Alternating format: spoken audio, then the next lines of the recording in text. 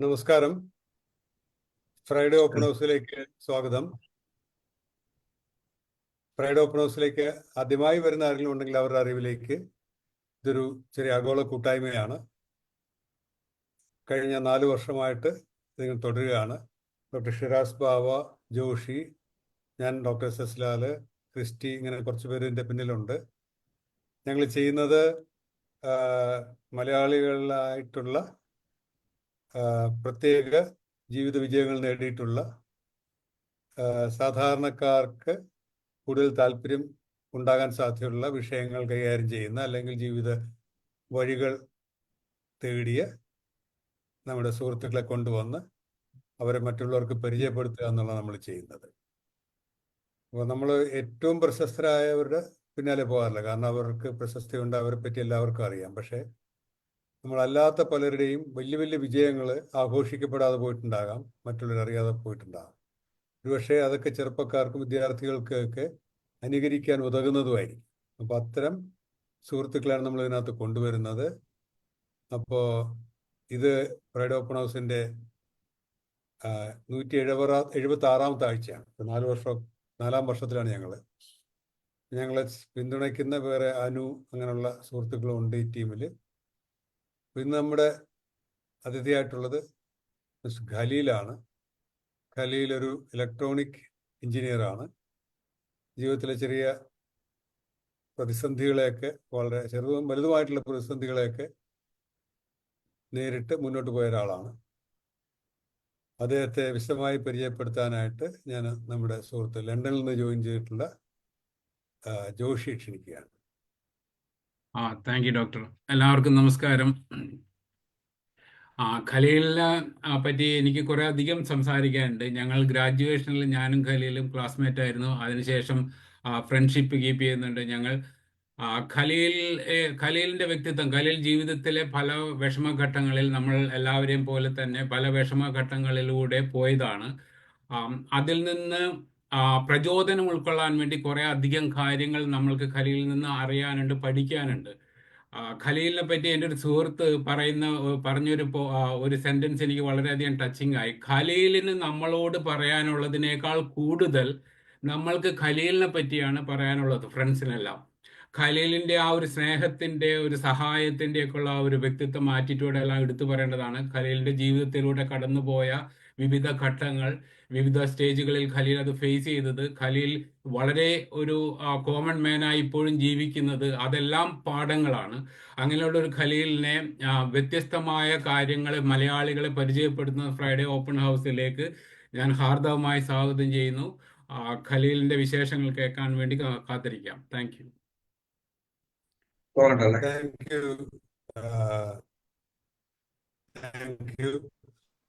ഖലീൽ തുടങ്ങാം. അടുത്തൊരു 27 മിനിറ്റാണ് താങ്കളുടെ വക. അപ്പോൾ താങ്കൾക്ക് ഈ കഥകളും അനുഭവങ്ങളും ഒക്കെ പറയാം. ഇടയ്ക്ക് ഞങ്ങൾ ചോദ്യങ്ങളോടെ ചോദിക്കാം, അല്ലെങ്കിൽ തനിയെ പറയാമെങ്കിൽ. പൊതുവെ കഥകൾക്കാണ് വന്നിരിക്കുന്നത്, ജീവിത കഥകളും അതിജീവനത്തിന്റെ കഥകളും വിജയത്തിന്റെ കഥകളും ഒക്കെ. അപ്പൊ തുടക്കം തൊട്ടേ തുടങ്ങാം. അപ്പോൾ ഞങ്ങള് ഖലീൽ ഒരു പക്വതയുടെ ആളായിട്ട് ഞങ്ങളുടെ മുന്നിലിരിക്കുകയാണ്. ഒരു കാലം തുടങ്ങിയ ആട്, അതങ്ങനെ തുടങ്ങി എല്ലാം കൂടി 25 മിനിറ്റ്. ഓക്കെ സാർ, തുടങ്ങട്ടെ ജോഷി. അപ്പോ സാർ പറഞ്ഞ പോലെ എന്റെ ജീവിത കഥയാണ് പറയാൻ വേണ്ടി പോകുന്നത്. അത് 3 ഘട്ടങ്ങളിലായിട്ടാണ് ഞാൻ പറയാൻ ഉദ്ദേശിക്കുന്നത് എന്റെ ജീവിതം. ഒന്ന്, എന്റെ പറഞ്ഞ പോലത്തെ സ്ട്രോക്ക് വരുന്നതിന് മുന്നേ ഉള്ളത്. അതിനുശേഷം സ്ട്രോക്ക് വന്ന് അതിന്റെ ഇഷ്യൂസ് അനുഭവിച്ചുകൊണ്ടിരിക്കുന്ന ഒരു കാലഘട്ടം, അതിനുശേഷമുള്ള കാലഘട്ടം. ഇതാണ് ഇപ്പോ ആ ഒരു പാറ്റേണാണ് ഞാനിപ്പോ പറയാൻ വേണ്ടി ഉദ്ദേശിക്കുന്നത്. സ്ട്രോക്ക് വരുന്നതിന് മുന്നേ ഉള്ള കാലഘട്ടം പറ്റി പറയുമ്പോൾ എന്റെ കുട്ടിക്കാലം, ഞാൻ ജനിച്ചത് തത്തമംഗലം എന്ന് പറയുന്ന പാലക്കാട് ജില്ലയിലെ ഒരു ചെറിയൊരു സ്ഥലത്താണ്. അന്ന് പിന്നെ 3 വയസ്സ് വരെയുള്ള കാര്യങ്ങൾ എനിക്കൊന്നും പറയാൻ പറ്റില്ല. 3ാമത്തെ വയസ്സ് മുതൽ ഞാൻ മദ്രസ പഠനം ആരംഭിച്ചു. ഇന്നത്തെ നോർമലി എല്ലാ പിന്നെ മുസ്ലിം ഫാമിലികളിലും പിന്നെ ജനിക്കുന്ന കുട്ടികൾ 3 വയസ്സാകുമ്പോൾ മദ്രസയിലേക്ക് പോകും. അങ്ങനെ ഞാനും പോയിട്ടുണ്ട്. ആ മദ്രസ പഠനം കൊണ്ട് എനിക്ക് കുറെ വാല്യൂസ് ജീവിതത്തിൽ കിട്ടിയിട്ടുണ്ട്. ആ വാല്യൂസ് എന്റെ ജീവിതത്തിലുടനീളം എനിക്കത് ഗുണമേ ചെയ്തിട്ടുള്ളൂ. ആ ഒരു പെർട്ടിക്കുലർ മതത്തിന്റെ മാത്രമല്ല, എല്ലാ മതത്തിന്റെയും നല്ല വാല്യൂസ് സ്വാംശീകരിക്കാൻ വേണ്ടി എന്റെ പാരന്റ്സ് എന്നെ പിന്നെ പഠിപ്പിച്ചിട്ടുണ്ട്. അതിന്റെ ഭാഗമായിട്ട് ഞാൻ എല്ലാ മതങ്ങളുടെയും പിന്നെ നല്ല മൂല്യങ്ങൾ ഞാൻ ജീവിതത്തിലേക്ക് കൊണ്ടുവരാൻ വേണ്ടി ശ്രമിച്ചിട്ടുണ്ട്. അത് ഇപ്പോഴും അത് പ്രാവർത്തികമായി കൊണ്ടിരിക്കുകയാണ്. അതിന്റെ ഭാഗമായിട്ട് ഒരുപാട് ഗുണങ്ങൾ എന്റെ ലൈഫിൽ ഉണ്ടായിട്ടുണ്ട്. ഇപ്പോഴും അതിന്റെ ആ വാല്യൂസ് ഒരു കോംപ്രമൈസ് ഇല്ലാതെ ഞാൻ മുന്നോട്ട് കൊണ്ടുപോകുന്നുണ്ട്. പിന്നെ പല പല പെർസെപ്ഷൻസിൽ തന്നെ പല മാറ്റങ്ങളും വന്നിട്ടുണ്ടെങ്കിലും വാല്യൂസ് ആർ സെയിം. അതാണ് എന്റെ ഒരു രീതി. അപ്പോ പിന്നെ അതിനുശേഷം ഹൈസ്കൂൾ പഠനത്തിനിടയ്ക്ക് തത്തമംഗലത്ത് ഒരു ഗവൺമെന്റ് സ്കൂളിലാണ് പഠിച്ചുകൊണ്ടത്. ഹൈസ്കൂൾ പഠനത്തിനിടയ്ക്ക് ഞങ്ങൾ ഫാദറിന്റെ ഒരു ബിസിനസിന്റെ കച്ചവടം, ബിസിനസ് കുറച്ച് വലുതായി പോകും, കച്ചവടത്തിന്റെ ഒരു ആവശ്യവുമായി ബന്ധപ്പെട്ട് കണ്ണൂരിലേക്ക് മൂവ് ചെയ്ത്, കണ്ണൂർ ഇരിട്ടി എന്ന് പറഞ്ഞ ഒരു ചെറിയ സ്ഥലത്തേക്ക്. പിന്നെ ബാക്കിയുള്ള പഠനവും പ്രീ ഡിഗ്രി പഠനവും അതിനുശേഷം എഞ്ചിനീയറിംഗും ഒക്കെ കണ്ണൂർ ജില്ലയിലായിരുന്നു. എഞ്ചിനീയറിംഗ് പ്രീ ഡിഗ്രി പഠിച്ചത് മറ്റൊരു പഴശ്ശിരാജ NSS കോളേജ് എന്ന് പറയുന്ന സ്ഥലത്താണ്. അത് അവിടെ ഒരു ഒരു ഒരു സാധാരണ ഒരു ലോവർ ക്ലാസ്സുകാർ പഠിക്കുന്ന ഒരു കോളേജാണ്, ലോവർ മിഡിൽ ക്ലാസ്സുകാർ പഠിക്കുക. അവിടുത്തെ ഒരു സാറ് എനിക്ക് പ്രത്യേകിച്ച് അവിടുത്തെ കാര്യമായ അനുഭവങ്ങളൊന്നും പറയാനില്ല. നമ്മൾ എഞ്ചിനീയറിംഗ് മുതലാണ് ഒരു അനുഭവം, കൂടുതൽ പാഠങ്ങൾ, ജീവിത പാഠങ്ങൾ തുടങ്ങുന്നത് എഞ്ചിനീയറിംഗ് മുതലാണ്. എന്തായാലും പ്രീ ഡിഗ്രി പറഞ്ഞപ്പോൾ ഞാൻ എന്തായാലും എന്റെ ഒരു സാറിന് ജസ്റ്റ് ഒന്ന് ഇവിടെ മെൻഷൻ ചെയ്യാൻ ആഗ്രഹിക്കുന്നു. ഒരു പ്രതാപേന്ദ്രൻ നായർ സാറ്, മൂപ്പർ എന്നെ വല്ലാതെ സ്വാധീനിച്ച ഒരു വ്യക്തിത്വമാണ്. ഇപ്പോഴും പുള്ളിയുമായിട്ട് കോണ്ടാക്ട് ഉണ്ട്. പിന്നെ എഞ്ചിനീയറിംഗ് കോളേജിലേക്ക് വന്നു. എഞ്ചിനീയറിംഗ് കോളേജിൽ വന്നപ്പോൾ, കണ്ണൂർ എഞ്ചിനീയറിംഗ് കോളേജിൽ വന്നപ്പോഴാണ് എന്റെ ക്ലാസ്മേറ്റ് ആയിട്ട് ജോഷി വന്നത്. ജോഷി എന്തായാലും ഒരു നിമിത്തമായിട്ട് വേറെ ഒരു പരിപാടിക്ക് ജോഷി എന്നെ പരിചയപ്പെടുത്തുന്ന ഒരു നിമിത്തം ഉണ്ടായി. എന്തായാലും നല്ലത്, സന്തോഷം. അപ്പൊ ജോഷി ക്ലാസ് ഇപ്പൊ ഈ കണ്ണൂർ എഞ്ചിനീയറിംഗ് കോളേജിൽ പഠിക്കാൻ പറ്റുന്നത് വലിയൊരു മഹാഭാഗ്യമായിട്ടാണ് എനിക്ക് തോന്നുന്നത്. കാരണം ഒരു വലിയ സൗഹൃദത്തിന്റെയും പിന്നെ ഒരു സ്നേഹത്തിന്റെയൊക്കെ ഒരു സ്ഥലമാണ് കണ്ണൂർ എഞ്ചിനീയറിംഗ് കോളേജ്. അപ്പോ അത് വളരെ ഗാഢമായ ഡീപ്പ് റിലേഷൻഷിപ്പാണ് അവിടെയുള്ള എല്ലാവർക്കും. കോളേജ് ചെറിയ കോളേജായിരുന്നു, ഫസ്റ്റ് ബാച്ച് ആയിരുന്നു ഞങ്ങള്. ഫസ്റ്റ് ബാച്ച് ആയിരുന്നു, കുറെ ലിമിറ്റേഷനും കുറെ പ്രതിസന്ധികളും കുറെ പ്രയാസങ്ങളൊക്കെ ഞങ്ങൾ എല്ലാവരും അനുഭവിച്ചിട്ടുണ്ട്. സീനിയേഴ്സ് ഒന്നും ഇല്ലാത്തതുകൊണ്ട് ഇത് എന്താണ് ചെയ്യേണ്ടത്, ഭാവിയിൽ എന്ത് ഫീൽഡ് തിരഞ്ഞെടുക്കണം കരിയറിൽ എന്നുള്ള കാര്യങ്ങളെ കുറിച്ച് യാതൊരു ഐഡിയ മാർക്കും ഉണ്ടാവില്ല. ഈവൻ വെറുതെ ടീച്ചർമാർ പോലും നമുക്കൊന്നും പറഞ്ഞുതരാൻ പറ്റാത്ത അത്രയ്ക്ക് വളരെ ഒരു ഒരു വല്ലാത്തൊരു സ്റ്റേജിലായിരുന്നു നമ്മുടെ ഒരു അവസ്ഥ ഉണ്ടായിരുന്നത്. അപ്പൊ അതിന്റെ ഭാഗമായിട്ട് നമ്മൾ കുറെ അനുഭവങ്ങളും അതിനോട് പാഠങ്ങളും ഒക്കെ പഠിച്ചിട്ടുണ്ട് കണ്ണൂർ എഞ്ചിനീയറിംഗ് കോളേജിൽ പഠിക്കുമ്പോൾ. സർവോപരി മറ്റു നല്ല ഫ്രണ്ട്ഷിപ്പ് അവിടെ ഉണ്ടായി, വളരെ നല്ല ഹെൽത്ത് ഫ്രണ്ട്ഷിപ്പ് അവിടെ ഉണ്ടായി. ഈവൻ സാറന്മാരടക്കമായിട്ട് പോലും നല്ല ഫ്രണ്ട്ഷിപ്പ് ഉണ്ട്. ആ ഫ്രണ്ട്ഷിപ്പ് ഒക്കെ ഇപ്പോഴും നമ്മൾ മെയിൻറ്റെയിൻ ചെയ്യുന്നുണ്ട് എല്ലാവരും, ഞാൻ മാത്രമല്ല എല്ലാവരും മെയിൻറ്റെയിൻ ചെയ്യുന്നുണ്ട്. സാറന്മാരെ പറ്റി പറയുമ്പോൾ ഒരുപാട് സാറന്മാർ നമ്മളെ സ്വാധീനിച്ചിട്ടുണ്ട്. പക്ഷെ അതിൽ പ്രത്യേകിച്ച് പറയാൻ ഞാൻ ഉദ്ദേശിക്കുന്ന ഒരു ഹാരിസ് ഉസ്മാൻ എന്ന് പറഞ്ഞ ഒരു സാറ്, മൂപ്പറ് നമ്മളായിട്ട് നല്ല ബന്ധമായിരുന്നു. ഇപ്പോഴും പുള്ളി ആയിട്ട് നല്ല ബന്ധമാണ്. മൂപ്പറ് ഇപ്പോ ബെൽജിയത്തിലാണ് പാർക്കുന്നത്. എപ്പോഴും നാട്ടിൽ വന്നാൽ ഇപ്പോഴും നാട്ടിൽ വന്നു കഴിഞ്ഞാൽ നമ്മളായിട്ട് കാണാതെ പോകില്ല പുള്ളി. അപ്പൊ അങ്ങനെ അത്രയ്ക്ക് നല്ല ഫ്രണ്ട്ഷിപ്പ് മൂപ്പറുമായിട്ട് സാറന്മാരായിട്ടുണ്ട്. പഠിപ്പിക്കാത്ത സാറന്മാർ, RPR സാറിനെ പോലുള്ള ആൾക്കാർ ഞാൻ ഈ അവസരത്തിൽ ഓർക്കുകയാണ്. ഈ സാറന്മാരുണ്ട്, മറ്റ് സ്റ്റുഡന്റ് വിദ്യാർത്ഥികൾ ഒക്കെ തന്നെ. ഞാനവിടെ ഒരു സ്റ്റുഡൻസ് മൂവ്മെന്റിലൊക്കെ ആക്റ്റീവായിട്ട് പ്രവർത്തിച്ചിരുന്ന മനുഷ്യനാണ്. അപ്പൊ അതുകൊണ്ട് തന്നെ അത്തരത്തിലുള്ള കണക്ഷൻസും ഒരുപാട് ഉണ്ടായി ആ കോളേജിൽ. അത് പിന്നീട് ഭാവിയിലുള്ള ജീവിതത്തിൽ ഒരുപാട് പ്രയോജനം ചെയ്തിട്ടുണ്ട്. നമ്മളെ പിന്നെ എന്താ പറയാ, ഔട്ട്ലുക്ക് തന്നെ മൊത്തം മാറ്റുകയും പേഴ്സണാലിറ്റി ഒക്കെ ഡെവലപ്പ് ചെയ്യും ഒക്കെ അവിടെ നിന്നാണ് ഉണ്ടായത്. ഞാനൊരു ഇൻട്രോവേർട്ട് ആയിട്ടാണ് അവിടെ കോളേജിലേക്ക് വന്നത്. പക്ഷെ അവിടെ നിന്നുള്ള ഒരു എൻവയോൺമെന്റിൽ ഉണ്ടായ അവിടെയുള്ള ജീവിച്ചതിന്റെ ഭാഗമായിട്ട് ഞാനൊരു എക്സ്ട്രോവേർട്ടും എല്ലാ ആക്ടിവിറ്റീസിലും വളരെ ആക്റ്റീവായിട്ട് ഇൻവോൾവ് ആവുകയും ചെയ്യുന്ന ഒരു ആളായിട്ട് അതിൽ മാറി. അത് കഴിഞ്ഞ് വലിയ നല്ല വിദ്യാർത്ഥിയൊന്നും ആയിരുന്നില്ല. പക്ഷെ എന്നാലും പിന്നെ എഞ്ചിനീയറിംഗ് പഠനം കഴിഞ്ഞ് ഞാൻ ബോംബെയിലേക്ക് പോയി. അന്നത്തെ കാലത്ത് ബോംബെ എന്ന് പറയുന്നത് എഞ്ചിനീയറിംഗ് കഴിഞ്ഞ ആൾക്കാരുടെയൊക്കെ ഒരു എത്തിപ്പെടാൻ ഉദ്ദേശിക്കുന്ന ഒരു സ്ഥലമാണ്. അന്ന് വേറെ എവിടെയും ജോലി സാധ്യതകളൊന്നും പ്രത്യേകിച്ച് ഇലക്ട്രോണിക്സുകാർക്കൊന്നും ഇല്ല. അപ്പൊ ഇവരൊക്കെ എല്ലാവരും കോഴ്സ് കഴിയുമ്പോൾ എല്ലാവരും ബൈ ഡീഫോൾട്ട് ബോംബെയിലേക്കാണ് പോവുക. അപ്പൊ ഞാനും ബോംബെയിലേക്ക് അങ്ങനെ പോയി. അപ്പൊ ബോംബെയിൽ ഞാൻ പോയപ്പോൾ അവിടെ കുറച്ച് ആൾക്കാർ, എനിക്ക് മുന്നേ എത്തിയ കുറച്ച് ആൾക്കാർ, ഞങ്ങൾ എല്ലാവരും കൂട്ടി ഒരു ഫ്ലാറ്റ് എടുത്ത് അവിടെ താമസം തുടങ്ങി. ആ താമസം തുടങ്ങിയപ്പോൾ ആ ഫ്ലാറ്റ് ഞങ്ങൾ എല്ലാവരും ഉപയോഗിച്ചിരുന്നത് ഈ അവിടെ നമ്മൾ താമസിച്ച് ജോലി പിടിക്കാനും ഈ നമുക്ക് നമ്മളെ സക്സസേഴ്സ് ആയിട്ട് വരുന്ന ആൾക്കാർക്ക് പിന്നെ അവിടെ താമസ സൗകര്യം ഫുഡും ഒക്കെ ഫ്രീ ആയിട്ട് കൊടുത്ത് അവർക്ക് ജോലി അന്വേഷിക്കാനും അവർക്ക് ഒരു കരിയർ പാത്ത് ഉണ്ടാക്കി കൊടുക്കാനൊക്കെയാണ് നമ്മൾ ആ ഫ്ലാറ്റ് ഉപയോഗിച്ചുകൊണ്ടിരുന്നത്. അപ്പൊ എന്തായാലും അവിടെ വന്നിട്ട് കുറെ ആൾക്കാർ നല്ല നിലയിലേക്ക് പിന്നീട് എത്തിപ്പെട്ടിട്ടുണ്ട്. അതുപോലെ എന്റെ കോളേജ് ക്ലാസ്മേറ്റ്സ് ആയിട്ടുള്ള പല ആൾക്കാരും വന്നിട്ട് നമുക്ക് ഏത് ഫീൽഡ് സെലക്ട് ചെയ്യണം, ഏതിലേക്ക് പോകണം എന്നുള്ള സംബന്ധിച്ച് ഒരു ഐഡിയ ഉണ്ടായിരുന്നു. അപ്പൊ അന്ന് കമ്പ്യൂട്ടറൊക്കെ എമർജിംഗ് ആയിട്ട് വരുന്ന കാലമാണ്. അപ്പൊ കമ്പ്യൂട്ടറിന്റെ ഏത് ഫീൽഡാണ്, സോഫ്റ്റ്വെയർ ആണോ ഹാർഡ്വെയർ ആണോ എന്നുള്ള സംബന്ധിച്ചൊന്നും അറിയില്ല. കാരണം ഞങ്ങളുടെ കോളേജിൽ കമ്പ്യൂട്ടർ ഒന്നും ഉണ്ടായിരുന്നില്ല. അപ്പോ അന്നേരമാണ് ഈ കമ്പ്യൂട്ടർ ഹാർഡ്വെയർ എന്ന് പറയുന്ന ഒരു ഫീൽഡ് അന്ന് കുറച്ച് നല്ല ഗ്ലാമറസ് ഫീൽഡായിരുന്നു. അപ്പൊ അങ്ങനെയാണ് എനിക്ക് 2-3 ജോലി കിട്ടി ഇലക്ട്രോണിക്സ് ഫീൽഡും അങ്ങനെയായിട്ട്. പക്ഷെ അതിനേക്കാളും എനിക്ക് ഇതൊരു ഗ്ലാമർ ജോലിയായിട്ട് തോന്നിയതുകൊണ്ട് ഞാൻ മാത്രം ഹാർഡ്വെയർ ഫീൽഡ് എടുത്തു. പിന്നെ അതിനുശേഷം അതിന്റെ അടുത്തതായിട്ടുള്ള നെറ്റ്വർക്കിംഗിലേക്ക് ഞാൻ അവിടെ കടന്നു. അവിടെ ഒരുവിധം നല്ല രീതിയിൽ ഞാൻ നെറ്റ്വർക്കിംഗ് മേഖലയിൽ പ്രവർത്തിച്ചു എന്നാണ് ഞാൻ വിശ്വസിക്കുന്നത്.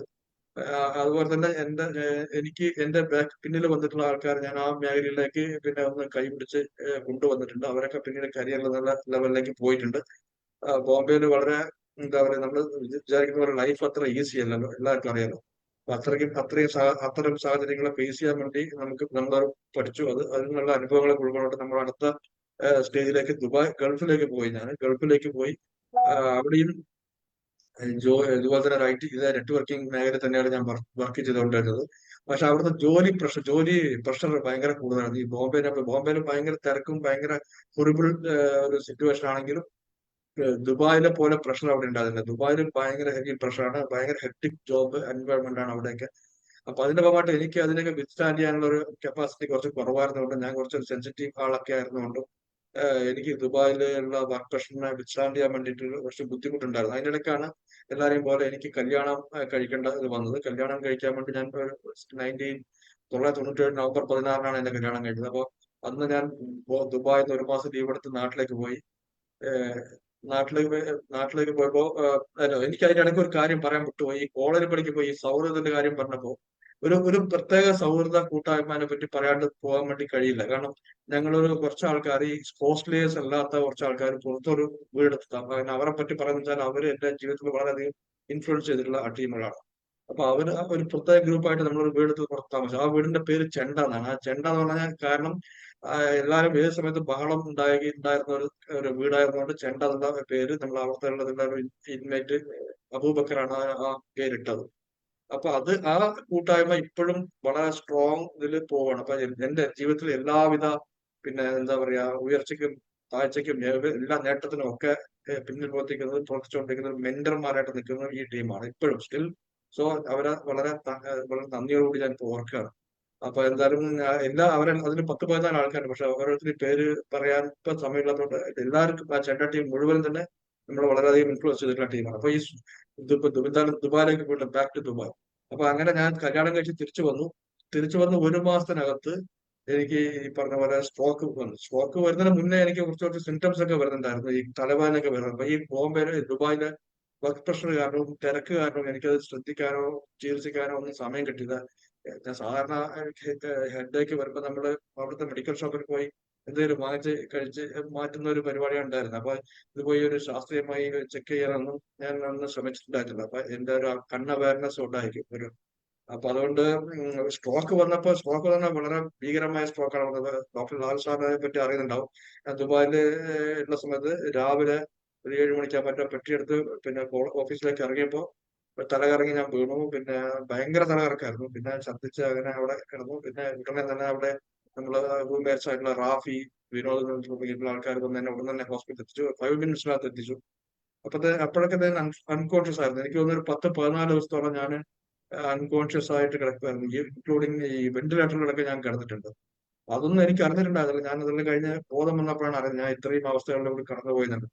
അപ്പൊ ഈ സമയത്തൊന്നും എന്റെ പാരന്റ്സോ ഫാമിലിയോ പിന്നെ മറ്റ് ആരും ഉണ്ടായിരുന്നില്ല. സുഹൃത്തുക്കൾ മാത്രമേ അവിടെ ഉണ്ടായിരുന്നു. ദുബായിൽ ഓൾറെഡി വന്നിട്ടുള്ള ഞങ്ങളെ കണ്ണൂർ എഞ്ചിനീയറിംഗ് കോളേജിൽ പഠിച്ച സുഹൃത്തുക്കളും ഈ ചെണ്ട സുഹൃത്തുക്കളും ഒക്കെയാണ് ഉണ്ടായിരുന്നത്. പ്രത്യേകിച്ച് പറയേണ്ട പേര് റാഫി എന്നുള്ളൊരു ഫ്രണ്ട് ഉണ്ട്. മൂപ്പർ എന്നെ ഒരു ദൈവദൂതനെ പോലെ അവിടെ നിന്നുകൊണ്ട് മുഴുവൻ രാവും പകലും എനിക്ക് വേണ്ടി കൂടെ നിന്ന് പ്രവർത്തിച്ച് എനിക്കൊരു ഫാമിലി ഇതില്ലാത്ത ആ ഒരു ഇത് പിന്നെ ഗ്യാപ്പ് ഇല്ലതുകൊണ്ട് പുള്ളി ജോലിക്ക് പോലും പോകാതെ എന്റെ കൂടെ തന്നെ നിന്ന് എന്റെ അവസാനം അവിടെ ഡിസ്ചാർജ് ചെയ്യിപ്പിച്ച് നാട്ടിൽ കൊണ്ട് എന്റെ കുടുംബത്തിൽ ഏൽപ്പിച്ചതിന് ശേഷമാണ് പുള്ളി തിരിച്ച് ഗൾഫിലെടുക്കുന്നത്. അപ്പൊ അത്തരത്തിൽ വലിയൊരു പിന്നെ ഒരു സർവീസാണ് ഈ റാഫി എന്റെ ഫ്രണ്ട് ചെയ്തിട്ടുള്ളത്. അപ്പോ ഏൽപ്പിച്ചതിന് ശേഷം പാലക്കാടാണ് ഞാൻ വന്നത്. വൈഫ് ഹൗസ് പാലക്കാടാണ് ഞാൻ പിന്നീട് താമസം തുടങ്ങിയത്. പിന്നെ ഞങ്ങള് പല ട്രീറ്റ്മെന്റുകളും അതിന് പോയിട്ട് അലോപ്പതി, ആയുർവേദം മറ്റെല്ലാ സാധനവും ആൾക്കാർ പലതനുസരിച്ച് മാറി ചെയ്തുകൊണ്ടിരിക്കുക. അപ്പോ പാലക്കാട് നിന്നതിന്റെ കാരണം എന്റെ വീട് കണ്ണൂർ ഇരിട്ടിയിലായതുകൊണ്ട് ഈ സൗകര്യങ്ങളൊന്നും അങ്ങനെ ആക്സസിബിലിറ്റി കുറഞ്ഞൊരു സ്ഥലമാണ്. പാലക്കാട് ഇവരുടെ വൈഫ് ഹൗസിലാകുമ്പോൾ കുറച്ചുകൂടി ആക്സസിബിലിറ്റി ഉണ്ട്. അപ്പൊ അങ്ങനെയാണ് അവിടെ പോയത്. എന്നിട്ട് പിന്നെ എങ്ങനെ ട്രീറ്റ്മെന്റ് നടക്കും എനിക്ക് ഇങ്ങനെ വളരെ ആക്റ്റീവായിട്ട് നിന്നിട്ടുള്ള ഞാൻ പെട്ടെന്ന് തന്നെ എന്താ പറയാ ഒരു ഒരു മുറിക്കായി പോയതുകൊണ്ടുള്ള ഒരു വിഷമവും മെന്റൽ വറീസും ഭയങ്കരമായിട്ടുണ്ടായിരുന്നു. അപ്പൊ ഉണ്ടായിരുന്നു. അപ്പൊ അതിന്റെ ഇടയ്ക്ക് പിന്നെ എന്താ പറയുക, ഈ മെന്റൽ വറീസിനൊക്കെ നമുക്ക് ഓവർകം ചെയ്തുകൊണ്ട് എന്റെ സുഹൃത്തുക്കൾ ഇടയ്ക്കിടയ്ക്ക് ഇങ്ങനെ വന്ന് എന്നെ കാണുമായിരുന്നു. കോളേജിൽ ഏകദേശം മുഴുവൻ ക്ലോസ് ആയിട്ടുള്ളവരും അല്ലാത്തവരൊക്കെ വന്ന് എന്നെ കണ്ടിട്ടുണ്ട്. ഈ ചെറുപ്പം മുതലേ എനിക്ക് ഫ്രണ്ട്ഷിപ്പ് എന്ന് പറയുന്നത് എന്റെ ഒരു സ്ട്രെങ്ത്തും വീക്ക്നെസ്സും ആയിരുന്നു. വീക്ക്നെസ് എന്ന് പറഞ്ഞാൽ ഞാൻ സർക്കാസ്റ്റിക്കലി പറഞ്ഞാണ്, രണ്ടും ഉണ്ടായിരുന്നു. എനിക്ക് സ്ട്രെങ്ത്തും വീക്ക്നെസ്സും ഈ ഫ്രണ്ട്ഷിപ്പ് ആയിരുന്നു. പിന്നെ ഹെൽപ്പിംഗ് മെന്റാലിറ്റി ചെറുപ്പം മുതലേ ഉണ്ടായിരുന്നു. അപ്പൊ ഈ പല ഫ്രണ്ട്സുമാരും എന്നോട് കാണുമ്പോൾ അവരൊക്കെ നമുക്കൊരു ധൈര്യം തരുമായിരുന്നു. അപ്പോ ഒരു ഒരു ഫ്രണ്ട് എനിക്ക് പ്രത്യേകിച്ച് പറയേണ്ടതുള്ളത് ഷാജി എം സ്കറിയ എന്ന് പറയുന്നത് ഇപ്പോഴത്തെ സിവിൽ എഞ്ചിനീയറും ഇപ്പോ വൂഡ്സ് കൺസ്ട്രക്ഷൻസ് എന്ന് പറയുന്നത് എറണാകുളത്തെ ഒരു സ്റ്റീൽ ഫാബ്രിക്കേഷന്റെ കമ്പനിയുടെ ഉടമയുമായിട്ടുള്ള ഒരു ഷാജി എം സ്കറിയ അന്ന് വന്നിട്ട് എന്റെ അടുത്ത് വന്ന് പറഞ്ഞു, ഞാൻ നീ ധൈര്യമായിട്ടിരിക്കും, ഞങ്ങൾ എല്ലാവരും നിന്റെ പിന്നിലുണ്ട് എന്ന് പറഞ്ഞു. അപ്പൊ ആ ഒരു വാക്ക് എനിക്ക് സത്യം പറഞ്ഞാൽ ഭയങ്കരമായിട്ട് തന്നെ പിന്നെ ഒരു ലൈറ്റിംഗ് തലയിലെ കൂടി പോകുന്ന പോലെ തോന്നി. അങ്ങനെ ഭയങ്കരമായ ഒരു എനർജി എനിക്ക് തന്നു. അപ്പൊ അത് ഷാജി സംസ്കരണം, അതുകൊണ്ടാണ് ഞാൻ ഈ അവസരം പ്രത്യേകിച്ച് ഓർക്കുന്നത്. അപ്പോ അതുപോലെ തന്നെ അത് ശേഷവും അതിന് മുന്നും ഒക്കെ ഫ്രണ്ട്സുമാർ വരുന്നുണ്ടായിരുന്നു. പിന്നെ ഒരു വളരെ ടേണിംഗ് പോയിന്റ് ആയിട്ട് വന്നിട്ടുള്ള ഒരു അവസരം എന്ന് പറഞ്ഞാൽ, ഒരു ദിവസം മുൻ എം പിയും ഇപ്പോഴും രാഷ്ട്രീയത്തിൽ നിൽക്കുന്നതുമായിട്ടുള്ള ഒരു AP അബ്ദുള്ള കുട്ടി ഒരു ദിവസം വന്നു. മൂപ്പർ ഒരു ഡോക്ടറെയും കൊണ്ടാണ് വന്നത്. രാത്രി 12 മണിക്ക് മറ്റാണ് വന്നത്. എന്റെ വൈഫ് വെച്ച് വന്നിട്ട് മൂപ്പർ എന്റെ ഈ ഡോക്ടറിനെ കൊണ്ട് എന്റെ എല്ലാ മെഡിക്കൽ ഹിസ്റ്ററിയും ഒക്കെ നോക്കിപ്പിച്ചു, സ്കാനിങ്ങും അതൊക്കെ നോക്കി. അപ്പൊ ആ ഡോക്ടർ പറഞ്ഞ പയ്യനായിരുന്നു. അവൻ പറഞ്ഞു, പിന്നെ ഡോക്ടർ ഇക്ബാൽ സാറിനൊന്ന് കോണ്ടാക്ട് ചെയ്യണം. ഇക്ബാൽ സാർ അന്ന് അറിയപ്പെടുന്ന ഒരു ന്യൂറോളജിസ്റ്റ് ഒക്കെ ആയിരുന്നു. അപ്പൊ ഞാൻ അന്ന് മൊബൈൽ ഫോണോ വാട്സപ്പോ ആ സംഭവമൊന്നും ഇല്ല. ഇക്ബാൽ സാർ നമ്പറും ഇല്ല. അപ്പൊ ഈ വന്ന ഡോക്ടർ പയ്യൻ എനിക്കൊരു ഇമെയിൽ ആയിട്ട് തന്നു, സാറിന്റെ ഇക്ബാൽ സാറിന്റെ. അപ്പൊ ഇക്ബാൽ സാറിന് മെയിൽ അയച്ചു. മൂപ്പർ ഉടൻ തന്നെ എനിക്ക് റെസ്പോണ്ട് ചെയ്തു. എന്നോട് പറഞ്ഞു, ഇങ്ങനെ വീട്ടിനകത്തിരുന്ന ഞാൻ ഈ അസുഖം അങ്ങനെ മാറില്ല, ഇത് പെട്ടെന്ന് മരുന്ന് കൊടുത്ത് മാറുന്ന ഒരു സംഭവമല്ല, നിങ്ങൾ ഏതെങ്കിലും ഒരു എൻഗേജ്മെന്റിലേക്ക് പോകണം, ജോലി അന്വേഷിച്ച് ജോലിയിൽ പോകുന്നതാണ് നല്ലത്, being an engineer that would be a better choice എന്ന് പറഞ്ഞത്. അപ്പൊ അങ്ങനെ ഞാൻ ജോലി അന്വേഷിക്കാൻ തുടങ്ങി.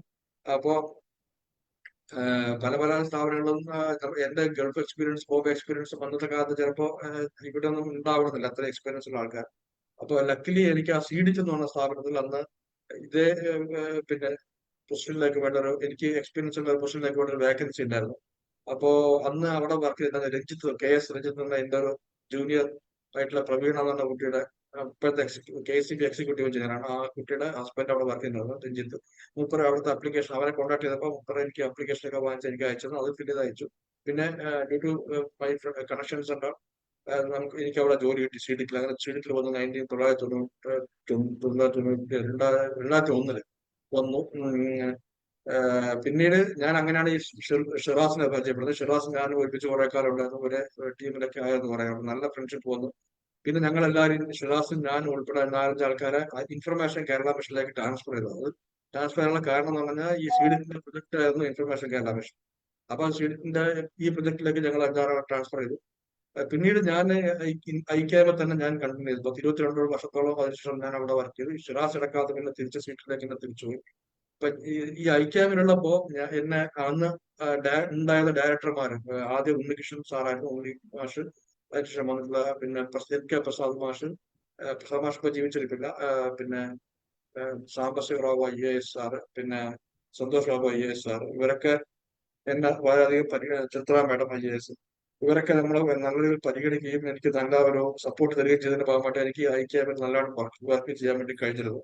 പക്ഷേ ഈ ഐക്യാമിൽ വന്നതിന്റെ ഒരു ഗുണം എന്ന് പറഞ്ഞാൽ എനിക്ക് ട്രെയിനിങ്ങിന്റെ ഹെഡായിട്ടാണ് ഞാൻ അവിടെ വർക്ക് ചെയ്തത്. ട്രെയിനിങ് എന്ന് പറഞ്ഞാൽ ഐക്യാമിൽ ഡെവലപ്പ് ചെയ്യുന്ന അപ്ലിക്കേഷൻസ് ലോക്കൽ ബോഡീസിലേക്ക് വേണ്ടിയുള്ള അപ്ലിക്കേഷൻസ് ആണ്. അപ്പൊ ലോക്കൽ ബോഡീസിലേക്കുള്ള അപ്ലിക്കേഷൻസ് ലോക്കൽ ബോഡി ജീവനക്കാരെയും അവിടുത്തെ ഇലക്ടഡ് റെപ്രസെന്റേറ്റീവ്സിനെയും പഠിപ്പിക്കേണ്ട ഒരു ചുമതലയാണ്, അതിന്റെ ഒരു നേതൃത്വപരമായ പങ്കാണ് ഞാൻ വഹിച്ചത്. അപ്പോ അതിന്റെ ഒരു ഭാഗമായിട്ട് എനിക്ക് കേരളത്തിലെ ഒട്ടാകെയുള്ള ലോക്കൽ ബോഡിയുള്ള ഉദ്യോഗസ്ഥന്മാരെയും ഇലക്ടഡ് റെപ്രസെന്റേറ്റീവ്സുമാരെയും പൊളിറ്റിക്കൽ റെപ്രസെന്റേറ്റീവ്സുമാരും ഒക്കെ എനിക്ക് പരിചയപ്പെടാനും അവരുമായിട്ട് കണക്ഷൻ സ്ഥാപിക്കാനൊക്കെ സാധിച്ചു.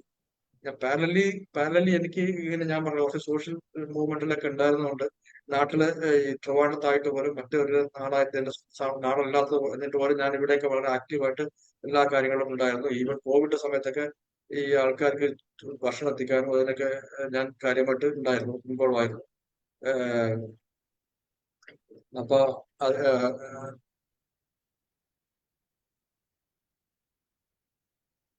അതിനുശേഷം 2023 വർക്ക് ചെയ്ത് ഈ പറഞ്ഞ ഈ എന്റെ ഡയറക്ടർമാരെല്ലാരും തന്നെ പ്രത്യേകം ഞാൻ ഈ സമയത്ത് ഓർക്കണം. സന്തോഷ് സാർ, സാംബശിവ സാർ, ചിത്ര മാഡം, ഉണ്ണിമാഷ്, പ്രേംകുമാർ സാർ, എല്ലാരെയും അപ്പോ അതിനുശേഷം 2023 റിട്ടയർ ചെയ്തു ഞാൻ.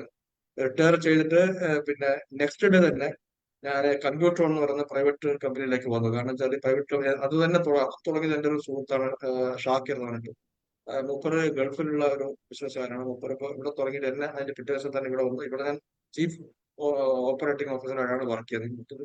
എന്റെ ഓവറോൾ ഒരു റെസ്പോൺസിബിലിറ്റി ആണ് എനിക്കുള്ളത്. പിന്നെ നമ്മുടെ കണക്ഷൻസ് ഒക്കെ വളരെയധികം ഉപയോഗിക്കുന്നുണ്ട് ഇവിടെ. എന്താ വെച്ചാൽ ഈ നമ്മളിപ്പോ അവിടെ ചെയ്തുകൊണ്ടിരിക്കുന്ന ഈ എഞ്ചിനീയറിംഗ് എല്ലാം കഴിഞ്ഞപ്പോൾ നമുക്ക് ഇൻഡസ്ട്രിയുമായിട്ട് കണക്ട് ചെയ്ത് വേറെ ഇൻഡസ്ട്രി റെഡിയാക്കുന്ന ഒരു പരിപാടിയാണ് മെയിനായിട്ട് ചെയ്തുകൊണ്ടിരിക്കുന്നത്. ഹൈ എൻഡ് ട്രെയിനിങ്സും ഹൈ എമർജിംഗ് ടെക്നോളജീസും ലേറ്റസ്റ്റ് ടെക്നോളജിയുടെ ട്രെയിനിങ്സ് ആണ് അവിടെ നമ്മൾ നടത്തിക്കൊണ്ടിരിക്കുന്നത്. അതായത് ഇറ്റ് ഈസ് കമ്മിങ് അപ്പ് എന്നാണ് പറയാനുള്ളത്. ഈ സംഭവങ്ങൾക്കിടയ്ക്ക് തന്നെ എനിക്ക് ഫിസിക്കൽ ഡിസബിലിറ്റി എന്ന് പറയുന്ന സംഭവം ഇപ്പൊ ഈ ഐക്യാമിലൊക്കെ വർക്ക് ചെയ്യാൻ തുടങ്ങിയ ശേഷം ഒരുപാട് ആക്ടിവിറ്റീസിലൊക്കെ ഇൻവോൾവ് ആയ ശേഷം എനിക്ക് ഈ രോഗം എന്ന് പറയുന്ന സാധനം ഞാൻ അങ്ങനെ ഓർക്കാറില്ല. കാരണം ഈ രോഗം ഇല്ല എന്നുള്ള രൂപത്തിൽ തന്നെയാണ് ഞാൻ ജീവിച്ചുകൊണ്ടത്. ഇപ്പോഴും ജീവിക്കുന്നത് എങ്ങനെയാണ്, രോഗത്തിനെ പറ്റി ഞാൻ അങ്ങനെ കാര്യമായിട്ട് മൈൻഡ് ചെയ്യാറില്ല. എനിക്ക് പോകേണ്ടത് ഈ ട്രിവാൻഡ്രത്ത് വന്നപ്പോൾ എനിക്ക് ഒരുപാട് അവന്യൂസ് തുറന്നു കിട്ടി. ഏതൊക്കെ കാര്യങ്ങളിൽ എനിക്ക് പോകാൻ താല്പര്യമുണ്ട് അവിടെയൊക്കെ ഞാൻ ഒന്നും നോക്കാതെ പോകാറുണ്ട്.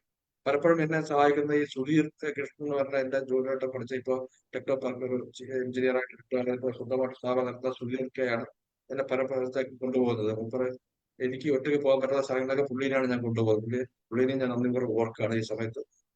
അപ്പൊ ഞാൻ എല്ലാ പരിപാടി, കൾച്ചറൽ ആക്ടിവിറ്റീസ്, പിന്നെ പൊളിറ്റിക്കൽ പരിപാടികൾ, എന്തൊക്കെ എനിക്ക് ഇഷ്ടമുണ്ട് അവിടേക്ക് ഞാൻ പോകാറുണ്ട്. പുസ്തക പ്രകാശനങ്ങൾ ഒന്നും ഒഴിവാക്കാതെ എനിക്ക് വിവരം കിട്ടിയ എല്ലാ പുസ്തകങ്ങളും പോകാൻ. ലാസ്റ്റ് പങ്കെടുത്ത പുസ്തക പ്രകാശനമാണ് ലാൽ സാറിന്റെ മറ്റേ വൈറ്റ് കോട്ട് ജംഗ്ഷൻ എന്ന് പറയുന്ന പുസ്തക പ്രകാശനം. അതിന് ഞാൻ പോയിരുന്നു. അപ്പോ അങ്ങനെ അതിന്റെ ഇടയ്ക്ക് തന്നെ പല പല സഹായങ്ങളും പല ആൾക്കാർക്ക് ചെയ്തു കൊടുക്കാറുണ്ട്. ഈ ലോക്കലായിട്ടും ഈ നാട്ടിൽ നിന്നും ഒക്കെ ഉള്ള ഈവൻ പൊളിറ്റീഷ്യൻസ് പോലും എന്റെ പല ആവശ്യങ്ങൾക്ക് എന്നെ വിളിക്കാറുണ്ട്. നമ്മുടെ നാട്ടിലുള്ള മുനിസിപ്പൽ ചെയർമാൻ പോലും പലപ്പോഴും എന്നെ വിളിച്ചിട്ടാണ് ഓരോ കാര്യങ്ങൾ ചോദിക്കുന്നത്.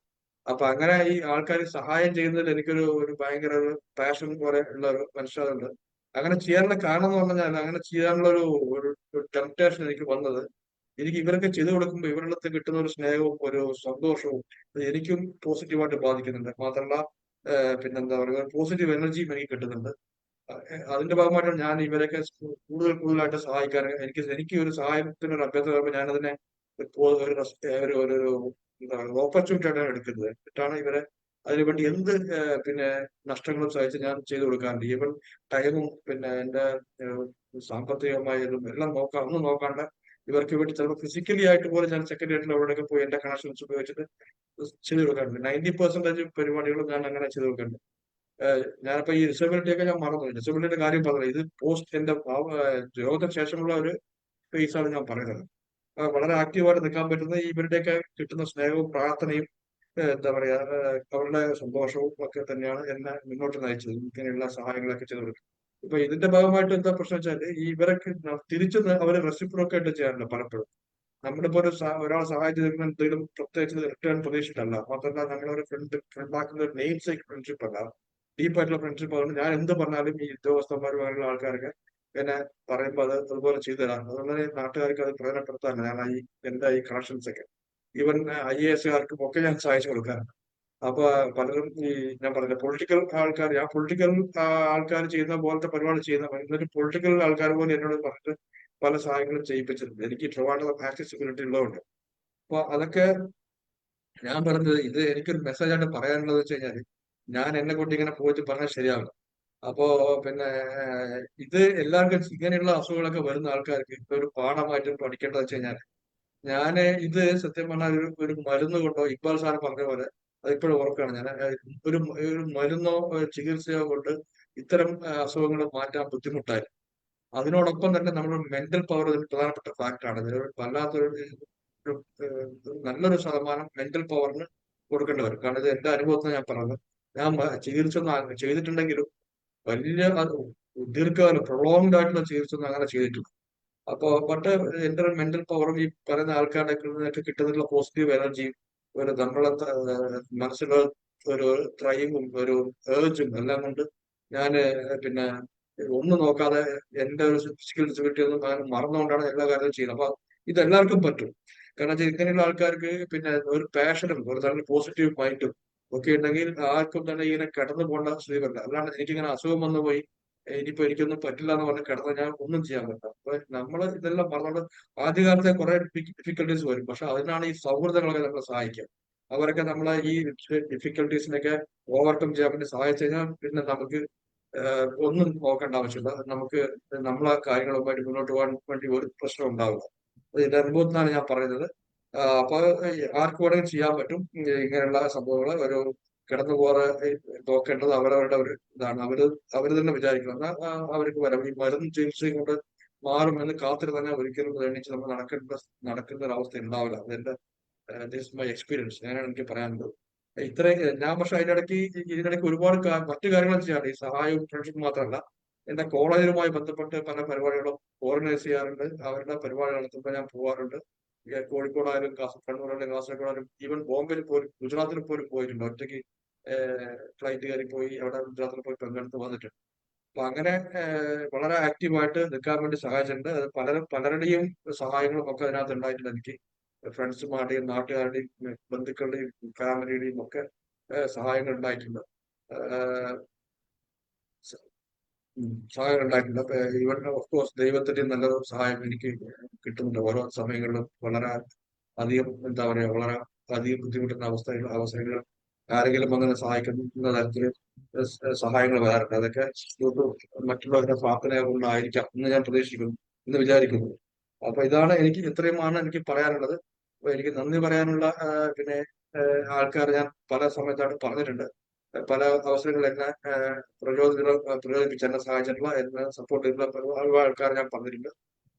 ഉണ്ണിമാഷ മുതൽ സാംബസാറ്, സുന്ദരസാറ്, ചിത്ര മേഡം അവരൊക്കെ പറഞ്ഞിട്ടുണ്ട്. എന്റെ അധ്യാപകന്മാരും സുഹൃത്തുക്കളും ഒക്കെ പറഞ്ഞിട്ടുണ്ട്. ആരെങ്കിലും വിട്ടുപോയിട്ടുണ്ടെങ്കിൽ ക്ഷമിക്കണം. ഞാൻ കുറെ ആൾക്കാരുടെ പേര് പെട്ടെന്ന് ഓർത്ത് പറയാൻ പറ്റാത്തതുകൊണ്ടുള്ള ഒരു വിഷയം കൊണ്ടാണ്. പിന്നെ ഇത്രയൊക്കെ എനിക്ക് പറയാനുള്ളത്. എന്തായാലും എനിക്ക് ഇങ്ങനെ ഒരു അവസരം തന്നിട്ടില്ല. പിന്നെ നമ്മളെ ഫ്രൈഡേ ഓപ്പൺ ഹൗസ് ടീമിന് പ്രത്യേകം നന്ദി പറയുന്നത്. ജോഷി, ഷെറാസ്, ബാൽഷ തുടങ്ങിയവർക്ക് വ്യക്തിപരമായി പിന്നെ ഞാനൊരു നന്ദി രേഖപ്പെടുത്തുകയാണ്. ഇങ്ങനൊരു ചാൻസ് തന്നത് എന്നെ കേട്ടുന്ന എല്ലാവർക്കും നന്ദി രേഖപ്പെടുത്തുന്നു. ഇനി എന്തെങ്കിലും എന്തെങ്കിലും ക്വസ്റ്റ്യൻസ് അതുമായി ബന്ധപ്പെട്ടുണ്ടെങ്കിൽ എന്നോട് ചോദിക്കാം. ഞാൻ പറ്റുന്ന എന്തെങ്കിലും മറുപടി പറയാം. ഇത് ഇങ്ങനത്തെ ഒരു പരിപാടി, ഇങ്ങനത്തെ ഒരു ഫിസിക്കൽ അവസ്ഥ എല്ലാവർക്കും ഇപ്പൊ വരുന്നത്. ഇപ്പൊ ഒരു സ്ട്രോക്ക് എല്ലാം വളരെ കോമൺ ആയിട്ടാണ്. ഇപ്പൊ ഞാനൊക്കെ ഉള്ള സമയത്ത് സ്ട്രോക്ക് എന്താണെന്ന് പോലും എനിക്ക് അറിയില്ലായിരുന്നു. സ്ട്രോക്ക് വന്നപ്പോഴാണ് അറിയുന്നത് ഇങ്ങനെ ഒരു സംഭവം ഉള്ളത്. BP കൂടുമ്പോഴാണ് ഇങ്ങനെ വരിക, സെറിബ്രൽ ഹെമറേജ് ആണ്, അതാണെന്ന് പറഞ്ഞിട്ട് പിന്നീടാണ് നമ്മൾ അറിയുന്നത്. ഇപ്പൊ എല്ലാവർക്കും അവയർനെസ് ഉണ്ട് ഇതിനെ സംബന്ധിച്ച്. വന്നാൽ പക്ഷെ അത് ഓവർകം ചെയ്യാനുള്ള കുറച്ച് ടിപ്സ് ആൻഡ് ട്രിക്സ് ആണ് ഞാൻ പറഞ്ഞത്. അപ്പൊ അത് എല്ലാവരും പിന്നെ അങ്ങനെയുള്ള അവസ്ഥകൾ വരുമ്പോൾ അങ്ങനെയൊക്കെയുള്ള കാര്യങ്ങൾ നോക്കിക്കഴിഞ്ഞാൽ കുറെയൊക്കെ നമുക്ക് ഇതിനെ ഫേസ് ചെയ്യാൻ പറ്റും എന്നുള്ളതാണ് എന്റെ അനുഭവത്തിൽ ഞാൻ പറഞ്ഞത്. ഇനി കൂടുതൽ ഫർദർ എന്തെങ്കിലും ആവശ്യങ്ങൾ പറഞ്ഞാൽ ഞാൻ പറയാം. പേഴ്സണലി കോൺടാക്ട് ചെയ്താൽ പറ്റും. അത് പിന്നെ ഈ ലാൽ സാക്ക് ഓഫീസിൽ കോൺടാക്ട് ചെയ്താൽ അവരെന്റെ നമ്പർ തരും. Anybody can call me any time, no problem. എല്ലാവർക്കും നന്ദി. Thank you. സമയമായല്ലോ അല്ലെ? Thank you. വളരെ ബ്രീഫായിട്ട് പറഞ്ഞു, വളരെ ലളിതമായിട്ട് പറഞ്ഞു. പക്ഷെ അതിൻ്റെ ഇടയിൽ ഈ ഒരാൾക്കുണ്ടാകാവുന്ന ശാരീരിക പ്രശ്നങ്ങളും അതുണ്ടാകാവുന്ന മാനസികാഘാതങ്ങളും ഒക്കെ വളരെ ലഘുവായിട്ടാണ് അവതരിപ്പിച്ചെങ്കിൽ നമുക്ക് ഊഹിക്കാവുന്ന ഒരാൾക്കൊരു അത് നല്ല ചെറുപ്പത്തിൽ സ്ട്രോക്ക് ഉണ്ടാകുക, കല്യാണം കഴിഞ്ഞ ഉടനെ സ്ട്രോക്ക് ഉണ്ടാകുക, അതുവഴി ഉണ്ടാകുന്ന പ്രശ്നങ്ങളൊക്കെ ഊഹിക്കാവുന്ന. അതിനകത്തൊരു മെസ്സേജും ഉണ്ട്. നമ്മൾ സ്ട്രോക്ക് ഈ പറഞ്ഞതുപോലെ പണ്ടും സ്ട്രോക്ക് ഉണ്ട്, ഇപ്പോഴും സ്ട്രോക്ക് ഉണ്ട്. പക്ഷെ ഇപ്പോഴൊക്കെ സ്ട്രോക്കിന് ഗോൾഡൻ അവറൊക്കെയാണ്. കാരണം 1 മണിക്കൂറിനകത്ത് ഏറ്റവും നല്ല ആശുപത്രിയിൽ എത്തിക്കുകയാണെങ്കിൽ ചിലപ്പോൾ ഒരു പ്രശ്നവുമില്ലാതെ ചികിത്സ കൊണ്ട് ഈ നമ്മുടെ ക്ലോട്ടൊക്കെ അലിയിച്ച് കളയുക, അങ്ങനത്തെ ഒരുപാട് പരിപാടികളുണ്ട്. അപ്പോൾ അതുകൊണ്ട് ചിലപ്പോൾ പെട്ടെന്ന് തന്നെ വേറെ വൈകല്യങ്ങളൊന്നും ഇല്ലാത്ത രീതിയിൽ സാധാരണ ആളെ പോലെ ആശുപത്രിയിൽ നിന്ന് വലിയ താമസത്തിൽ പോകാൻ പറ്റുന്നത് തൊട്ട് ഒരു 4-4.5 മണിക്കൂറിനകത്തൊക്കെ ആണെങ്കിൽ വീണ്ടും ഇതുപോലെ റിക്കവറിയുടെ സാധ്യത കൂടുതലാണ്. പക്ഷെ പലപ്പോഴും ഇതുപോലെ ഒറ്റപ്പെട്ട് കടന്നു പോവുകയോ അല്ലെങ്കിൽ ആരും അറിയാതിരിക്കുകയോ അല്ലെങ്കിൽ ആശുപത്രികളിൽ നിന്ന് നല്ല ആശുപത്രികളിൽ നിന്ന് വളരെ അകലെ ജീവിക്കുകയൊക്കെ ചെയ്യുമ്പോൾ അത് മനുഷ്യനെ ഒരുപാട് ബാധിക്കാറുണ്ട്. അപ്പോൾ കല്ലിൽ പറയുമ്പോൾ നമുക്ക് മനസ്സിലാകുന്നതാണ് സുഹൃത്തുക്കളോടുള്ള നന്ദിയൊക്കെ അവിടെ നിന്നാണ് വരുന്നത്. സുഹൃത്തുക്കൾ ആശുപത്രിയിൽ പെട്ടെന്ന് എത്തിക്കുകയും പരമാവധി വേഗത്തിൽ എത്തിക്കാനും കൂടെ ഉണ്ടാകാനൊക്കെ കഴിഞ്ഞു എന്നുള്ളതാണ്. അപ്പം നമുക്കതിൻ്റെ ഉള്ളിൽ എത്രത്തോളം ഉള്ളിൽ അത് വേദന എന്താണ് ബുദ്ധിമുട്ടി ഉണ്ടാവും എന്നൊക്കെ ഊഹിക്കാനും കഴിയുന്നു. അപ്പോ തുടങ്ങുന്നു ജോഷി കൂടുതൽ വിശദാംശങ്ങളിലേക്ക് കടക്കാൻ.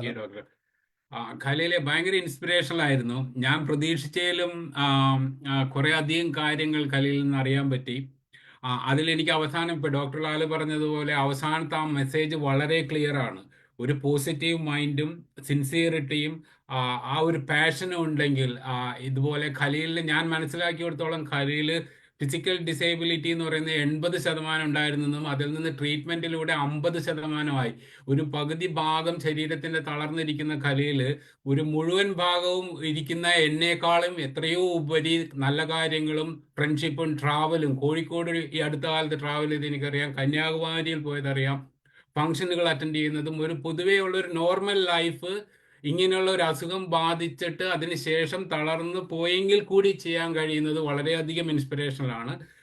വളരെയധികം നന്ദിയുണ്ട്. നമ്മളുടെ മറ്റു ഫ്രൈഡേ ഓപ്പൺ ഹൗസിലെ മെമ്പേഴ്സിനെല്ലാം ഹാൻഡ് റേസ് ചെയ്തിട്ട് ഖലീലിനോട് ചോദിക്കാനുള്ളതെല്ലാം ചോദിക്കാം. പിന്നെ ഹാൻഡ് റേസ് ചെയ്യുകയാണെങ്കിൽ അൺമ്യൂട്ട് ചെയ്യണം. നമ്മൾ ഓരോരുത്തരെ വിളിക്കുന്നതിനനുസരിച്ച് അൺമ്യൂട്ട് ചെയ്തതിനു ശേഷം ഖലീലിനോട് കാര്യങ്ങൾ ചോദിക്കാം. എനിക്ക് ആദ്യമായിട്ട് ഒരു ചോദ്യം ഖലീലിനോട് ചോദിക്കാനുണ്ട്.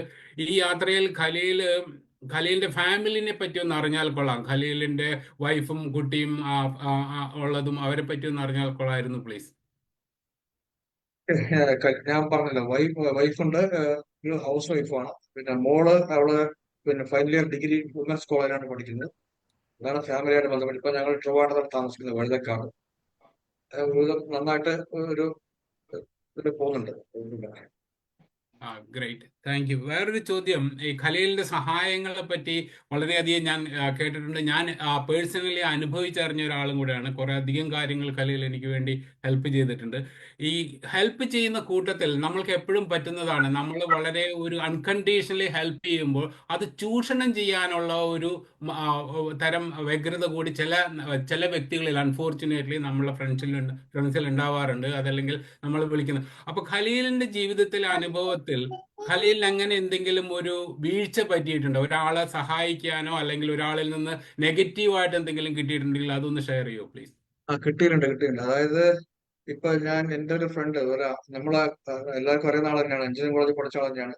മൂപ്പര് പിന്നെ ഒരു വിവാഹ സർട്ടിഫിക്കറ്റ്, മാരേജ് സർട്ടിഫിക്കറ്റ് വേണമെന്ന് പറഞ്ഞ് എന്നെ ആവശ്യപ്പെട്ടു. അമേരിക്കയിൽ നിന്നാണ് വിളിച്ചത്.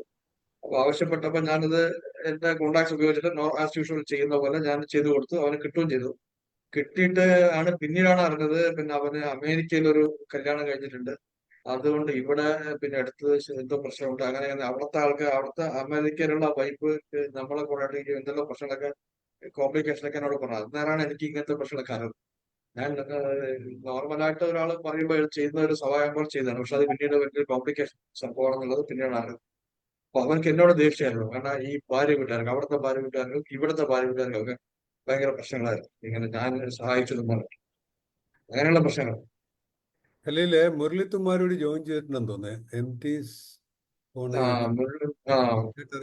അതുപോലെ ഒന്ന് ഫ്രെയിം ഒന്ന് അഡ്ജസ്റ്റ് ചെയ്യണം. തലയുടെ മേളിൽ ഒരുപാട് സ്പേസ് ആയി, എന്തോ ടിൽറ്റ് ചെയ്തെന്ന് തോന്നുന്നു നമ്മുടെ സ്ക്രീൻ. വെള്ളത്തുപാറോട് സാറിന് എന്നെ ചിലപ്പോൾ അറിയുന്നുണ്ടാവും. കാരണം ഞങ്ങൾ ഒരിക്കൽ കണ്ണൂരിൽ ഒരു പ്രോഗ്രാം നടത്തിയപ്പോൾ സാറിന് ഞാനാണ് കണ്ണൂർ എയർപോർട്ടിൽ പോയിട്ട് വിളിച്ചുകൊണ്ട് പോയി പരിപാടി നടത്തിച്ചത്. സാറ് കയറിയുണ്ടോ? മുരളിയുണ്ടോ?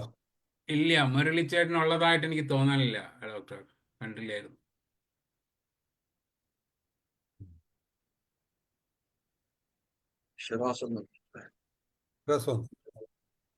ഇല്ല, ഷിരാസ് വന്നിട്ടില്ല.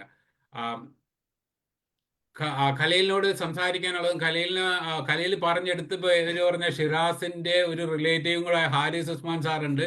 വളരെ ആഗ്രഹമുണ്ട് സാറിന്റെ സൗണ്ട് കേൾക്കാൻ. സാറിന് ഖലീലിനെ പറ്റി എന്തെങ്കിലും പറയാനുണ്ടെങ്കിൽ kindly unmute and talk please.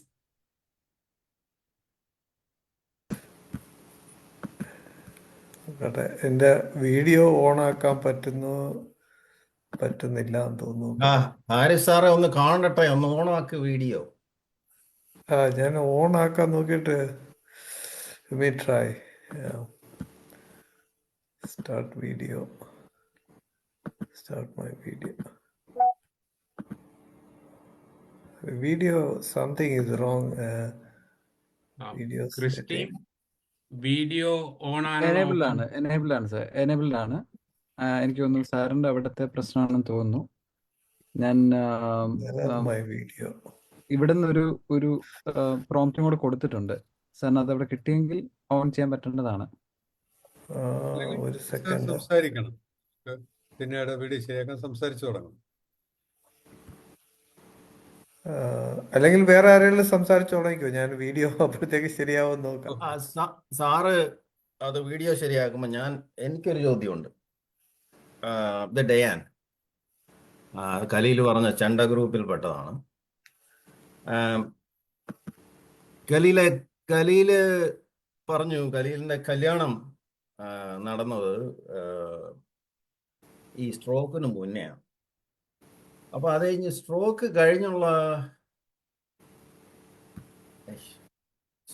കഴിഞ്ഞുള്ള ഖലീലിന്റെ ജീവിതത്തെക്കുറിച്ചും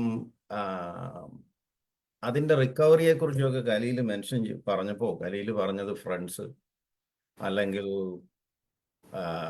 ഇങ്ങനെയുള്ളവരൊക്കെയാണ്. അപ്പം എൻ്റെ ഒരു ന്യായമായ ഒരു ചോദ്യം, വൈഫ് എവിടെയായിരുന്നു ആ സമയത്ത്?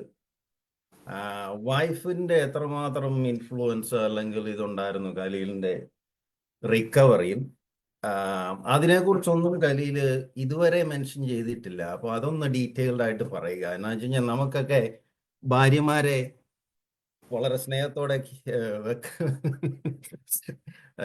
കാണേണ്ടത് ഈ ഒരു ഇൻസ്പിറേഷനാണ്. അതായത് നമ്മുടെ ഒരു സ്പൗസ് അല്ലെങ്കിൽ നമ്മുടെ അതർ ഹാഫ് ആണ് നമ്മുടെയൊക്കെ ഡൗൺഫോളിൽ സപ്പോർട്ട് ചെയ്യുന്നത്, ഹെൽപ്പ് ചെയ്യുന്നതൊക്കെയാണ് ജനറൽ ആയിട്ടുള്ള ഒരു വിശ്വാസം. അപ്പൊ അത് ഖലീലിനെ എങ്ങനെയാണ് ഖലീലിന്റെ സ്പൗസ് അല്ലെങ്കിൽ വൈഫ് റിക്കവറിയിൽ ഹെൽപ്പ് ചെയ്തത്? ഡീറ്റെയിൽഡ് ആയിട്ട് പറയൂ പ്ലീസ്. താങ്ക്സ്. എന്റെ വൈഫ് എന്ന് പറഞ്ഞാൽ വളരെ ഫണ്ടമെന്റൽ ബാക്ക്ഗ്രൗണ്ട് ഉള്ള ഒരു വീട്ടിൽ നിന്നാണ് വന്നിരിക്കുന്നത്. അപ്പൊ അവർക്ക് ഇങ്ങനെ വേൾഡിലേക്ക് എക്സ്പോസ്ഡ് ഒന്നും അല്ലാത്തത്.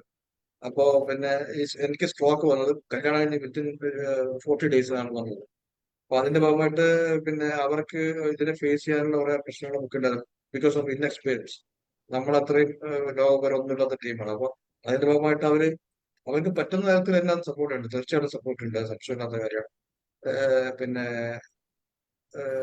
നാട്ടിൽ വെച്ച് പിന്നെ ട്രിവാണ്ടത്ത് വന്ന് കുറെ കാലം എന്റെ കൂടെ തന്നെ ഉണ്ടായിരുന്നു. പിന്നെ എനിക്ക് ഒരു സെൽഫ് സസ്റ്റൈൻഡ് ഒരു അവസ്ഥ വന്നപ്പോഴാണ് പിന്നെ വൈഫിന്റെ കൂടുതൽ ഡിപ്പെൻഡൻസി ഞാൻ വേണ്ട എന്നുള്ള രൂപത്തിൽ ഞാൻ തന്നെ സ്വയം മൂവ് ചെയ്യാൻ വേണ്ടി തുടങ്ങി.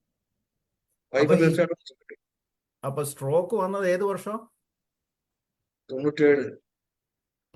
എന്നിട്ട് ഏത് വർഷമാണ് സെൽഫ് സസ്റ്റെയിൻഡ് ആയത് അതിനുശേഷം? 2001 ആ സമയത്ത് ജോലി കിട്ടിയ ശേഷം, ഞാൻ പറഞ്ഞില്ല, ജോലി കിട്ടിയിട്ട് ഞാൻ ഇങ്ങനെ മറ്റു പല ആക്ടിവിറ്റീസിൽ കൂടുതലായിട്ട് ഇൻവോൾവ് ആകാൻ തുടങ്ങിയ ശേഷമാണ് ഞാൻ പിന്നെ കുറച്ചൊക്കെ ഇതൊക്കെ മറക്കാൻ തുടങ്ങിയത്. അപ്പൊ ഈ 4 ലോകത്തിൽ കൊല്ലം എടുത്തു റിക്കവറി. 3 വർഷത്തിന് മേലെ റിക്കവറി. അപ്പൊ ആ 4 കൊല്ലവും ഖലീലിന്റെ നമ്പർ 1 റിക്കവറി സപ്പോർട്ട് ആരായിരുന്നു മെയിൻ? വൈഫ് പ്രധാനമായിട്ടും റിക്കവറി സപ്പോർട്ട് തന്നെയായിരുന്നു, സംശയമില്ല. ഫ്രണ്ട്സ് ഒക്കെ വല്ലപ്പോഴും ഒക്കെ വരുവുള്ളായിരുന്നു അല്ലേ? അല്ലാതെ വല്ലപ്പോഴല്ല, റെഗുലർ ആയിട്ട് ഫ്രണ്ട്സുമാരുണ്ടായിരുന്നു. അവർക്ക് ഫ്രണ്ട്സുമാരെ സ്വീകരിച്ച് ഫ്രണ്ട്സ് ആണോ കൂടെ നിന്ന് ആശുപത്രിയിലും ഒക്കെ? അന്ന് ദുബായിൽ അവര് മാത്രമേ ഉണ്ടായിരുന്നുള്ളൂ. അപ്പൊ അതുകൊണ്ട് ദുബായിൽ കുറച്ച് ദിവസം ഉള്ളായിരുന്നു. 4 കൊല്ലമാണ് ഞാൻ പറയുന്നത്. അപ്പൊ ആ 4 കൊല്ലം 3.5 കൊല്ലവും നാട്ടിലല്ലായിരുന്നു? 3.5 കൊല്ലം നാട്ടിലായിരുന്നു. അപ്പൊ ആരായിരുന്നു മെയിൻ? കൂട്ടുകാരായിരുന്നോ ആശുപത്രിയിലൊക്കെ? അന്ന് വൈഫ് തന്നെയായിരുന്നു, സംശയം. ഓക്കെ, അപ്പൊ വൈഫായിരുന്നു മെയിൻ ആയിട്ട്. ഓക്കെ. ഓൾറൈറ്റ്, താങ്ക് യു ഖലീലെ. Thank you Dan. Haris sir, are you okay now? ഞാൻ സംസാരിക്കാം, പക്ഷെ എന്റെ വീഡിയോ എന്തുകൊണ്ടോ എന്റെ കമ്പ്യൂട്ടറിന്റെ കുഴപ്പമാണെന്ന് അറിയത്തില്ല. അല്ലെങ്കിൽ ഞാൻ എന്റെ ഫോണിൽ നിന്ന് ജോയിൻ ചെയ്ത് നോക്കാം. May be I will. കുഴപ്പമില്ല സാർ, സംസാരിച്ചോളൂ, കേൾക്കാം. Start my video.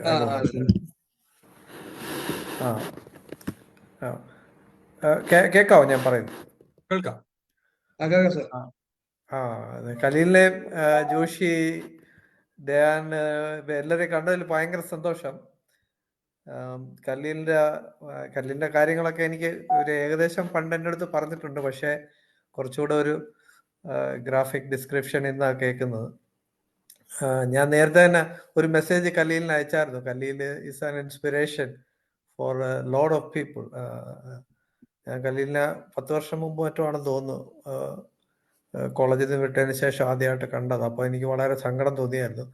പക്ഷെ കുറച്ചാൾ കഴിഞ്ഞപ്പോഴത്തേക്ക് Khaleel appeared very normal. You know ചെറിയ ഫിസിക്കൽ ബുദ്ധിമുട്ടുണ്ടെങ്കിലും പക്ഷെ ഖലീലിൻ്റെ സംസാരത്തിൽ, പെരുമാറ്റത്തിൽ, ഖലീലിൻ്റെ ആക്ടിവിറ്റീസിൽ പഴയ എനർജി എനിക്ക് കാണാൻ പറ്റുന്നുണ്ടായിരുന്നു. ഖലീലിനെ പറ്റി എനിക്ക് ഏറ്റവും എനിക്ക് ഇഷ്ടമുള്ള ഒരു കാര്യം എന്ന് പറഞ്ഞാൽ Khaleel is a connecting link between lot of people, lot of friends. ഇപ്പോഴും അതൊരു ഗിഫ്റ്റാണ്. I am happy to see that in Khaleel. എപ്പോഴും പറയുമ്പം ആരെങ്കിലും എവിടെയെങ്കിലും വെച്ച് കണക്ട് ചെയ്ത കാര്യം കഴിഞ്ഞ ആഴ്ചയും വിളിച്ചപ്പം പറഞ്ഞ AK സെന്ററിലെ മുമ്പിൽ ആരോടോ സംസാരിച്ചപ്പം എൻ്റെ ബ്രദറിൻ്റെ ക്ലാസ്സിൽ പഠിച്ച ആളാണെന്നൊക്കെ പറഞ്ഞ് Khaleel is very excited to connect with people actually. So it is a very rare gift. പിന്നെ ഖലീലിൻ്റെ കാര്യങ്ങളൊക്കെ കേട്ടാൽ വളരെ സന്തോഷം. അത് ബാക്കിയുള്ള എനിക്ക് ഈ ഗ്രൂപ്പിലുള്ള ഞാനിങ്ങനെ നോക്കി കുറേ പേരുടെ പേരൊക്കെ ഞാൻ ഓർക്കുന്നുണ്ട്. ഡാൻ അലക്സിനെ ഓർക്കുന്നുണ്ടായിരിക്കും. ഡാൻ എന്നെ ബാഡ്മിന്റണിൽ 15 ലവ് തോപ്പിച്ചിട്ടുണ്ടായിരുന്നു കോളേജിൽ വെച്ച്. ഓർക്കുന്നുണ്ടോ? ഞാൻ അത്യാവശ്യം നല്ലൊരു പ്ലെയർ ആണെന്നൊക്കെ വിചാരിച്ച് ഗ്രൗണ്ടിൽ ഇറങ്ങിയതാണ്. പക്ഷേ ധ്യാന് നമ്മളെ നിലം പരിശാക്കിയത് എനിക്ക് ഓർക്കുന്നുണ്ട്. പിന്നെ ഒരുപാട് പേര് ഷാജിയെ പലതവണ കണ്ടിട്ടുണ്ട്. ജോഷിയെ പിന്നീട് UK വെച്ച് കണ്ടിട്ടുണ്ടായിരുന്നു. But I am very happy that your group gets connected very well in a very positive way, sharing back to the society. So happy to see that. Thank you for inviting me. Thank you, sir. Shaji Scaria please unmute. അങ്ങനെ സംസാരിക്കും. Okay, സംസാരിക്കാമോ? Sure. Okay, എനിക്ക് ഖലീലിനെ പറ്റി പറയാനുള്ളത് 2 കാര്യങ്ങൾ മാത്രമാണ്. ഒന്ന് സിൻസിയറിറ്റിയും ഒരു unconditional ലവും. അങ്ങനെ ഇത് രണ്ടും ചേരുന്ന ആൾക്കാരെ വളരെ റെയറായിട്ടാണ് നമ്മൾ കാണുക. ഒന്നും തിരിച്ച് പ്രതീക്ഷിക്കാതെ അൺകണ്ടീഷണലായിട്ടൊരു സിൻസിയറിറ്റിയും ലവും കാണിക്കുന്നത്. അതുകൊണ്ട് തന്നെ ഖലീലിനോട് ഇടപെടുന്ന എല്ലാവർക്കും അത് അങ്ങനെ ഫീൽ ചെയ്യുന്നുണ്ടെന്നാണ് എൻ്റെ ഒരു വിചാരം. അത് ഇത്രയും വലിയൊരു ഫ്രണ്ട് സർക്കിൾ കീപ്പ് ചെയ്യാൻ പറ്റുന്നത് ഖലീൽ ഇനിയും മുന്നോട്ട് എല്ലാ ഭാവങ്ങളും നേരുന്നു. Thank you Shaji. Thank you. Shri.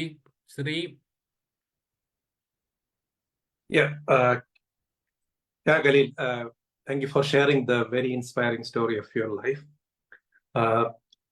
It is, ഖലീലിനെ ഞാൻ മിക്കവാറും നാട്ടിൽ പോകുമ്പോൾ ട്രിവാൻഡ്രത്ത് നിന്ന് ഞങ്ങൾ സ്ഥിരം കാണാറുണ്ട്. ഇത്രയും ഹെൽപ്ഫുൾ ആയിട്ടുള്ള ഒരു പേഴ്സൺ, എല്ലാവരുമായിട്ട് ഇപ്പോഴും കോണ്ടാക്ട് മെയിൻറ്റെയിൻ ചെയ്യുന്ന ഒരു നല്ലൊരു ഫ്രണ്ട് ഖലീലിനെ കുറിച്ച് പറയാം. അപ്പൊ എന്റെ ക്വസ്റ്റ്യൻ എന്ന് പറഞ്ഞാൽ, ഈ IKM-ഉം CDIT-ഉം കഴിഞ്ഞിട്ട് ഖലീല് കമ്പ്യൂട്ടറിൽ ജോയിൻ ചെയ്ത് വർക്ക് ചെയ്യുന്നതാണ് എൻ്റെ അറിവ്. അപ്പൊ ആ കമ്പ്യൂട്ടറിൽ ഉള്ള റെസ്പോൺസിബിലിറ്റിയെ കുറിച്ചും അവരുടെ ആപ്ലിക്കേഷൻസിനെ കുറിച്ചും ഒന്ന് കുറച്ച് വിശദമായി പറയാമെങ്കിൽ നന്നായിരിക്കും. കമ്പ്യൂട്ടർ ഓൺ തുടങ്ങിയത് നമ്മളെ ജൂനിയർ ആയിട്ട് പഠിച്ചിട്ടുള്ള നമ്മളെ കണ്ണൂർ എഞ്ചിനീയറിംഗ് കോളേജിൽ 4th ബാച്ചിൽ പഠിച്ച ഇലക്ട്രോണിക്സ് പഠിച്ച ഷാക്കിർ കരീം എന്ന ഫ്രണ്ടാണ്. നമ്മളിപ്പോ തുടങ്ങിയ മെയിനായിട്ട് ഇപ്പൊ കമ്പ്യൂട്ടർ ഓൺ അതിന്റെ UK ഭാഷയിൽ പറഞ്ഞായിരിക്കും കമ്പ്യൂട്ടർ ഓൺ നടത്തുന്നത്. ഈ ഇപ്പൊ പ്രശ്നം വെച്ച് കഴിഞ്ഞാൽ ഇപ്പൊ ഈ എഞ്ചിനീയറിംഗ് കഴിഞ്ഞ പിള്ളേർക്കാലും മറ്റു ഏത് കോഴ്സ് ഡിഗ്രിയോ എന്ത് കോഴ്സ് കഴിയുന്നവരൊക്കെ ആണെങ്കിലും ഇൻഡസ്ട്രിയുമായിട്ട് ഒരു കണക്ഷനോ ഇല്ലാത്ത സ്ഥിതിയാണ്. അപ്പൊ നമ്മൾ ഇവരെ കൊണ്ടുവന്നിട്ട് ഒരു ഇൻഡസ്ട്രിയൽ ട്രെയിനിങ് കൊടുത്ത് അവരെ ഇൻഡസ്ട്രി റെഡിയാക്കുന്ന ഒരു പരിപാടി, ഇന്റേൺഷിപ്പ് അങ്ങനത്തെ കുറെ പരിപാടികൾ കൊടുത്ത് സോഫ്റ്റ് സ്കിൽസ് അടക്കം കൊടുത്തുകൊണ്ട് ഇൻഡസ്ട്രി റെഡിയാക്കുന്ന ഒരു പരിപാടിയാണ് ചെയ്തു കൊടുക്കുന്നത്. ഒരു ഫിനിഷിംഗ് സ്കൂൾ പോലത്തെ വേണമെങ്കിൽ പറയാം. അങ്ങനത്തെ ഒരു സംഭവമാണ് ഇപ്പൊ ചെയ്യുന്നത്. ഞാൻ അതിന്റെ COO ആണ്. CEO ആണ് ഷാക്കിർ. അപ്പോ ഞാൻ ഓവറോൾ റെസ്പോൺസിബിലിറ്റി ആണ് അതുമായി ബന്ധപ്പെട്ട് ഞാൻ ചെയ്യുന്നത്. മെയിൻലി പിന്നെ എന്താ ബിസിനസ് കൊണ്ടുവരിക എന്നുള്ളത് തന്നെയാണ് അൾട്ടിമേറ്റ് എയിം. എന്റെ കണക്ഷൻസ് ഒക്കെ അതിന് ഉപയോഗിക്കുന്നുണ്ട് തീർച്ചയായിട്ടും. ഇതാണ് ബേസിക്കലി പറയാനുള്ളത്. Sreekumar, thanks. Thank you Khaleel. Thank you. ഇനി ആർക്കെങ്കിലും ചോദ്യങ്ങൾ ചോദിക്കാനോ ഖലീലിനെ പറ്റി എന്തെങ്കിലും സംസാരിക്കാനുണ്ടെങ്കിൽ ഹാൻഡ് റേസ് ചെയ്യൂ please. Rafi. Thank you. Thank you Rafi, please go ahead. Yes, good evening everyone. ഞാൻ റാഫി. ഖലീൽ ടോക്കിൽ മെൻഷൻ ചെയ്ത ആളാണ്. ചെണ്ട ഗ്രൂപ്പിലുള്ള ആളുമാണ്. കലിയില് സ്ട്രോക്ക് അടിച്ച് വീണപ്പം ഞാൻ അവിടെ ഉണ്ടായിരുന്നില്ല. എന്നെ വിനോദ്, നമ്മുടെ മറ്റൊരു സുഹൃത്ത്, ആള് വിളിച്ച ഉടനെ ഞങ്ങൾ ഓടിച്ചെന്നപ്പം ഇയാൾ ഇങ്ങനെ വീണ് കിടക്കുന്നു. ഞങ്ങൾ എടുത്ത് ഹോസ്പിറ്റലിൽ പോയി. അവിടുന്ന് ആദ്യം ഒരു ക്ലിനിക്കിലാണ് പോയത്. അവിടുന്ന് ഡോക്ടർക്ക് മനസ്സിലായപ്പോൾ ആംബുലൻസ് വിളിച്ച് റാഷിദ് ഹോസ്പിറ്റലിലേക്ക് അയക്കുകയായിരുന്നു. പിന്നീടുള്ള 20 ദിവസം വളരെ ക്രിട്ടിക്കൽ ആയിരുന്നു. ഡോക്ടേഴ്സ് ഒരു ഹോപ്പും പറയാത്ത ഖലീലായിരുന്നു. അതും ഒരു കാരണവശാലും ഞങ്ങൾ പുറത്തിരുന്ന് കരയായിരുന്നു, നമ്മൾ സുഹൃത്തുക്കളൊക്കെ അവിടെ. പക്ഷെ 20 ദിവസം കഴിഞ്ഞപ്പോഴാണ് പുള്ളിക്ക് ചെറുതായിട്ട് ബോധം വരുന്നതും പിന്നീട് പതുക്കെ പതുക്കെ റിക്കവർ ആയി വരുന്നതും. 1.5 മാസത്തോളം ദുബായിൽ ഇരുന്നിട്ട് ഞാൻ തന്നെയാണ് പുള്ളിയുടെ കൂടെ നാട്ടിലേക്ക് വന്നതും. ഇന്ന് കലീൽ ഈ വേദിയിൽ ഇരുന്ന് ഇത് ഇത്ര കോൺഫിഡൻസോടെ സംസാരിക്കുമ്പോൾ എനിക്ക് വളരെയധികം സന്തോഷവും അഭിമാനവും തോന്നുന്നു. പുള്ളിയുടെ എല്ലാ സ്റ്റേജും, കോളേജ് മുതൽ ഞങ്ങളുടെ ചെണ്ട ലൈഫ് മുതൽ കഴിഞ്ഞ ഒരു 10 ദിവസം മുമ്പ് വരെ ഞങ്ങൾ ഗെറ്റ് ടുഗെദർ ഉണ്ടായിരുന്നു കാലിക്കറ്റ് വെച്ചിട്ട്. എല്ലാ സ്റ്റേജും ഞാൻ കണ്ടതാണ്. പുള്ളിയുടെ ഫാമിലിയെ നേരിട്ട് അറിയുന്ന ആളാണെന്ന രീതിയിൽ പുള്ളിയുടെ ആ യാത്ര ഇങ്ങനെ ഒരാൾക്ക് ഇങ്ങനെയൊക്കെ ആവാൻ പറ്റുമെന്ന് പലപ്പോഴും ഞാൻ ഒറ്റയ്ക്ക് ഇന്ന് ചിന്തിക്കാറുണ്ട്. എല്ലാവർക്കും ഒരു എന്താ പറയുക, ഒരു എക്സാമ്പിളാണ് കലീൽ. കലീലിന്റെ ജീവിതം തന്നെ എല്ലാവരും എന്താ പറയാ, അതിൽ നിന്ന് ഇൻസ്പിറേഷൻ ഉൾക്കൊള്ളേണ്ട ഒരാളാണ് കലീൽ. ഇപ്പം അദ്ദേഹത്തിന്റെ ഒരു കോൺഫിഡൻസ്, ഞങ്ങൾ ഈ കഴിഞ്ഞ കുറച്ച് ദിവസം മുമ്പ് ചെണ്ട ഗെറ്റ് ടുഗെദറിൽ ഒരു സ്ലോപ്പ് ആയിട്ടുള്ള ഒരു സ്റ്റെപ്പ് കയറുന്നത് പിടിക്കാൻ പോയപ്പോഴും പുള്ളി പിടിക്കാതെ നടക്കാനാണ് ശ്രമിക്കുന്നത്. ആ ഒരു കോൺഫിഡൻസ് എപ്പോഴും എന്താ പറയാ കലീലിനെ ഈ നിലയിലേക്ക് എത്തിച്ചതും തുടർന്ന് കലീലിന്റെ അങ്ങോട്ടുള്ള ജീവിതത്തിന്, മുമ്പോട്ടുള്ള ജീവിതത്തിന് ഈ കോൺഫിഡൻസ് ആണ് കലീലിനെ നയിക്കുന്നത്. അപ്പം ഇതുപോലെ തന്നെ ഇനി ഭാവി ജീവിതത്തിലും കലീലിന് കൂടുതൽ മെച്ചപ്പെട്ട കാര്യങ്ങൾ ചെയ്യാൻ കഴിയട്ടെ എന്ന് ആത്മാർത്ഥമായിട്ട് പ്രാർത്ഥിക്കുകയാണ്. All the best my dear friends. Thank you. Thank you Rafi. വേറെ ആർക്കെങ്കിലും ചോദ്യങ്ങൾ ഉയർത്താനോ എന്തെങ്കിലും ഖലീലിനെ പറ്റി പറയാനുണ്ടെങ്കിൽ പ്ലീസ്.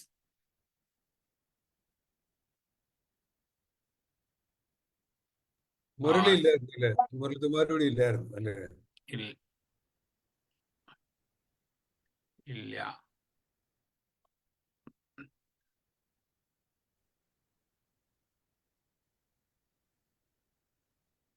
ഖലീലിനോട് ഇനി ആർക്കെങ്കിലും ചോദ്യങ്ങൾ ചോദിക്കുന്നതിന് മുമ്പായിട്ട് എനിക്കൊരു ചോദ്യം കൂടെ ചോദിക്കാനുണ്ട്. ഖലീലിന്റെ ജീവിതം വളരെയധികം ഇപ്പോൾ റാഫി പറഞ്ഞതുപോലെ ഒരു റോൾ മോഡലായിരുന്നു. കുറേ അധികം ഇൻസ്പിറേഷണൽ കാര്യങ്ങൾ ഖലീൽ ചെയ്യുന്നുണ്ട്.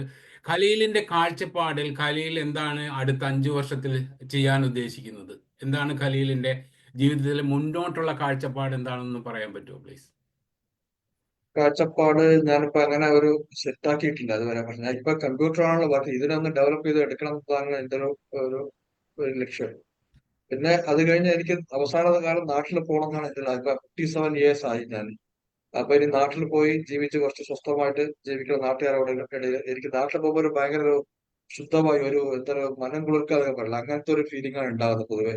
അതെന്തോ ഒരു ഭയങ്കര ഒരു സംഭവമാണ് നമ്മൾ നാട്ടിൽ പോകുമ്പോൾ. ആ ഒരു ഫീലിംഗ് അവസാന കാലം ഉണ്ടാവണം, അനുഭവിക്കണം എന്നുള്ളൊരു ആഗ്രഹമുണ്ട്. പിന്നെ കാരണം അതാണ് എന്റെ ഒരു ഫൈനൽ അൾട്ടിമേറ്റ് ലക്ഷ്യം. വലിയൊരു എന്താ പറയാ ഭയങ്കര അംബിഷൻസ് ഒന്നും ഇല്ല. ഇങ്ങനെയുള്ള ചെറിയ അംബിഷൻസ് നമ്മളെ ഏൽപ്പിച്ചുള്ള ഉത്തരവാദിത്തം ഒന്ന് ഫുൾഫിൽ ചെയ്യണം. നാട്ടിലേക്ക് ലാസ്റ്റ് പോയി സെറ്റിൽ ആവണം എന്നുള്ളതാണ് എന്റെ ഒരു ആഗ്രഹം. സെറ്റിൽ ആവാൻ താല്പര്യമില്ല, ബട്ട് ആക്ടിവിറ്റി തുടർന്നുകൊണ്ടിരുന്നുകൊണ്ട് നാട്ടിൽ നിൽക്കണമെന്നാണ് എന്റെ ആഗ്രഹം. Thank you Khaleel. രണ്ടുപേരും കൂടെ ഹാൻഡ് റൈസ് ചെയ്തിട്ടുണ്ട്. Zulfiqar, please go ahead. Unmute ചെയ്യുക, സംസാരിക്കുക.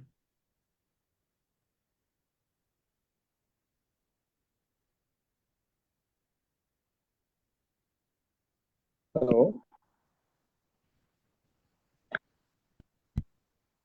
സുൽഫിഗർ കേൾക്കാമോ? കേൾക്കാം. ഓക്കെ.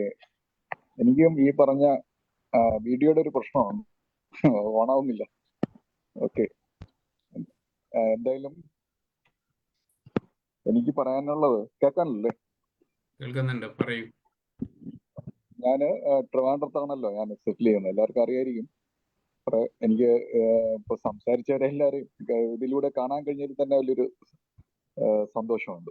നമ്മളെ പഠിപ്പിച്ച ഹാരിസ് സാറ്, ഡാൻ, അതേപോലെ നമ്മുടെ സുരേഷ്, റാഫി, എല്ലാവർക്കും ഒരു ഹൈ. ഖലീല് ശരിക്കും ട്രിവാൻഡ്രത്തേക്ക് വരുന്നത് ഏതാണ്ട് എനിക്ക് തോന്നുന്നു ഞാനുമായിട്ടൊക്കെ ഒരു കണക്ഷൻ, ഒരു വീണ്ടും ഒന്നുകൂടെ നേരിട്ട് കാണാനും ബന്ധങ്ങൾ സ്ഥാപിക്കാനും പല കാര്യങ്ങളിലും ഒന്നിച്ച് കാണാനൊക്കെ സാധിക്കുന്നത് എനിക്ക് തോന്നുന്നു ഒരു 4-5 വർഷത്തിന് ഇടയിലാണ്. ഖലീല് ട്രിവാൻഡ്രത്തേക്ക് വരുമ്പോൾ ട്രിവാൻഡ്രത്ത് ഈ ഐക്യമിന്റെ ഭാഗമായിട്ടാണ് വരുന്നത്. അപ്പോ വരുന്ന ആ സമയത്ത് തന്നെ അദ്ദേഹത്തെ എന്റെ സുഹൃത്തിനെ കാണാൻ കഴിഞ്ഞതിലുള്ള സന്തോഷം, പിന്നെ പല നൊസ്റ്റാൾജിക് ആയിട്ടുള്ള ഒരുപാട് അനുഭവങ്ങൾ ഷെയർ ചെയ്യാനുള്ള ഒരു സാഹചര്യം.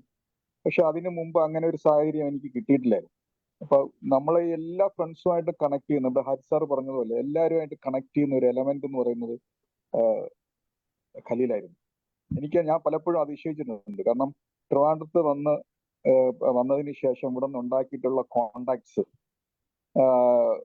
ഈ പറഞ്ഞതുപോലെ പൊളിറ്റിക്കലായിട്ട് മാത്രമല്ല, ഔദ്യോഗികമായിട്ട് മാത്രമല്ല, സുഹൃത്ത് ബന്ധങ്ങൾ. ഞാൻ ഒരിക്കൽ വീട്ടിൽ അദ്ദേഹത്തെ എന്റെ നാട്ടിലേക്ക് ഇപ്പൊ താമസിക്കുന്നിടത്തേക്ക് പോയി. അപ്പൊ ആ പള്ളിയിൽ എല്ലാ ദിവസവും കൃത്യമായിട്ട് നമസ്കരിക്കാൻ വരുന്ന ഒരു വ്യക്തിയാണ് ഖലീൽ. അപ്പോൾ ഞാൻ അവിടെ ചെല്ലുമ്പോൾ ഖലീൽ അവിടെ പ്രാർത്ഥിച്ചുകൊണ്ടിരിക്കുകയാണ്. ഞാനും പ്രാർത്ഥനയിൽ പങ്കെടുത്തു. പക്ഷെ ആ നാട്ടുകാർക്ക് ആ പള്ളിയിലെ ഒരു പ്രധാനപ്പെട്ട കമ്മിറ്റിയിലെ ഒരു മെമ്പറാണ്. സാധാരണയിൽ ആ പള്ളിയിലെ ഒരു കമ്മിറ്റി മെമ്പർ ആകുക എന്ന് പറഞ്ഞാൽ സാധിക്കുന്ന കേസല്ല.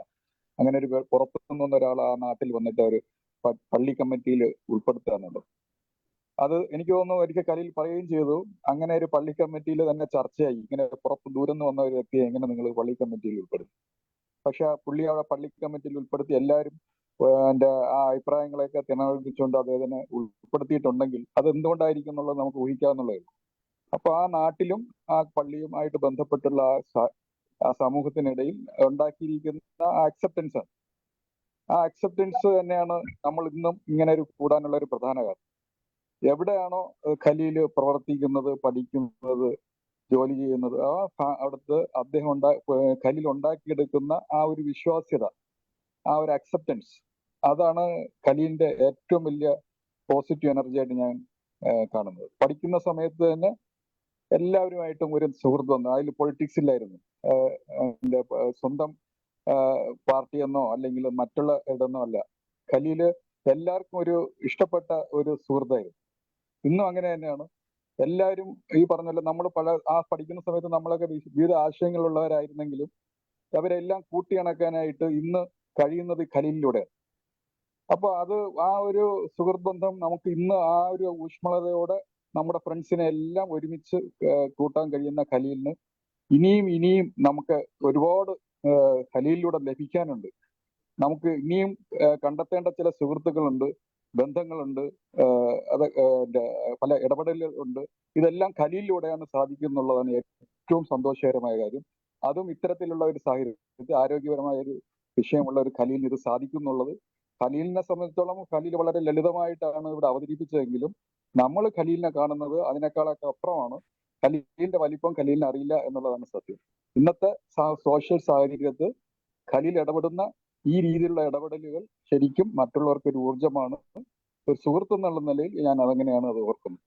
എന്തായാലും ഖലീലിന് കൂടുതൽ 100% ആരോഗ്യത്തിലേക്ക് തിരിച്ചു വരാൻ കഴിയട്ടെ എന്നാണ് ഞാൻ ഈ സമയത്ത് ആശംസിച്ചു. മറ്റൊന്നും പറയാനില്ല. Thank you. Thank you Zulfiqar. Sudheer. Hello, good evening. എല്ലാവർക്കും നമസ്കാരം. ഞാനും ഖലീലിന്റെ ജൂനിയറായിട്ട് കോളേജിൽ പഠിച്ചിരുന്ന ആളാണ്. കണ്ണൂർ എഞ്ചിനീയറിംഗ് കോളേജിൽ വെച്ചാണ് ഞങ്ങളുടെ സുഹൃത്ത് ബന്ധം ആരംഭിച്ചത്. എനിക്ക് ഖലീൽ സ്ട്രോക്ക് വന്നതിന് ശേഷമാണ്, കോളേജ് വിട്ടതിന് ശേഷം ഞാൻ ആദ്യമായിട്ട് ഖലീലിനെ കാണുന്നത്. ഖലീൽ സ്ട്രോക്ക് അഫക്റ്റ് ആയതിനു ശേഷം പാലക്കാട് വീട്ടു വെച്ചാണ്. അതൊരു ശരിക്കും പറഞ്ഞാൽ ഞാൻ വളരെ ഇമോഷണൽ ആയി പോയ ഒരു ദിവസമായിരുന്നു അന്ന്. പക്ഷെ ഖലീലിന്റെ ആ ഒരു he's actually A great fighter. അയാളുടെ കോൺഫിഡൻസും അയാളുടെ എല്ലാ പ്രതിസന്ധി ഘട്ടങ്ങളിലും അദ്ദേഹത്തിന്റെ ആ ഒരു അതിനോട് പൊരുതാനുള്ള അദ്ദേഹത്തിന്റെ ഒരു മനസ്സും ഒരു പോസിറ്റീവ് ആറ്റിറ്റ്യൂഡ് ടുവേർഡ്സ് ലൈഫ്, അതാണ് എന്നെ സംബന്ധിച്ചിടത്തോളം ഖലീൽ എന്ന് വെച്ചിട്ടുണ്ടെങ്കിൽ ഞാൻ 2000 മുതൽ ഇന്ന് വരെ എല്ലാ ദിവസവും ഓൾമോസ്റ്റ്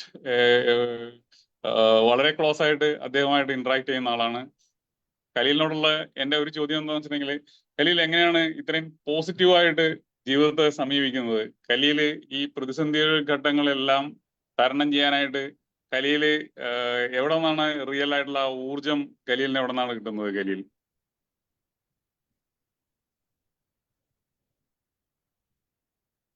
ഖലീൽ അൺമ്യൂട്ട് ചെയ്തിട്ട് സംസാരിക്കണം.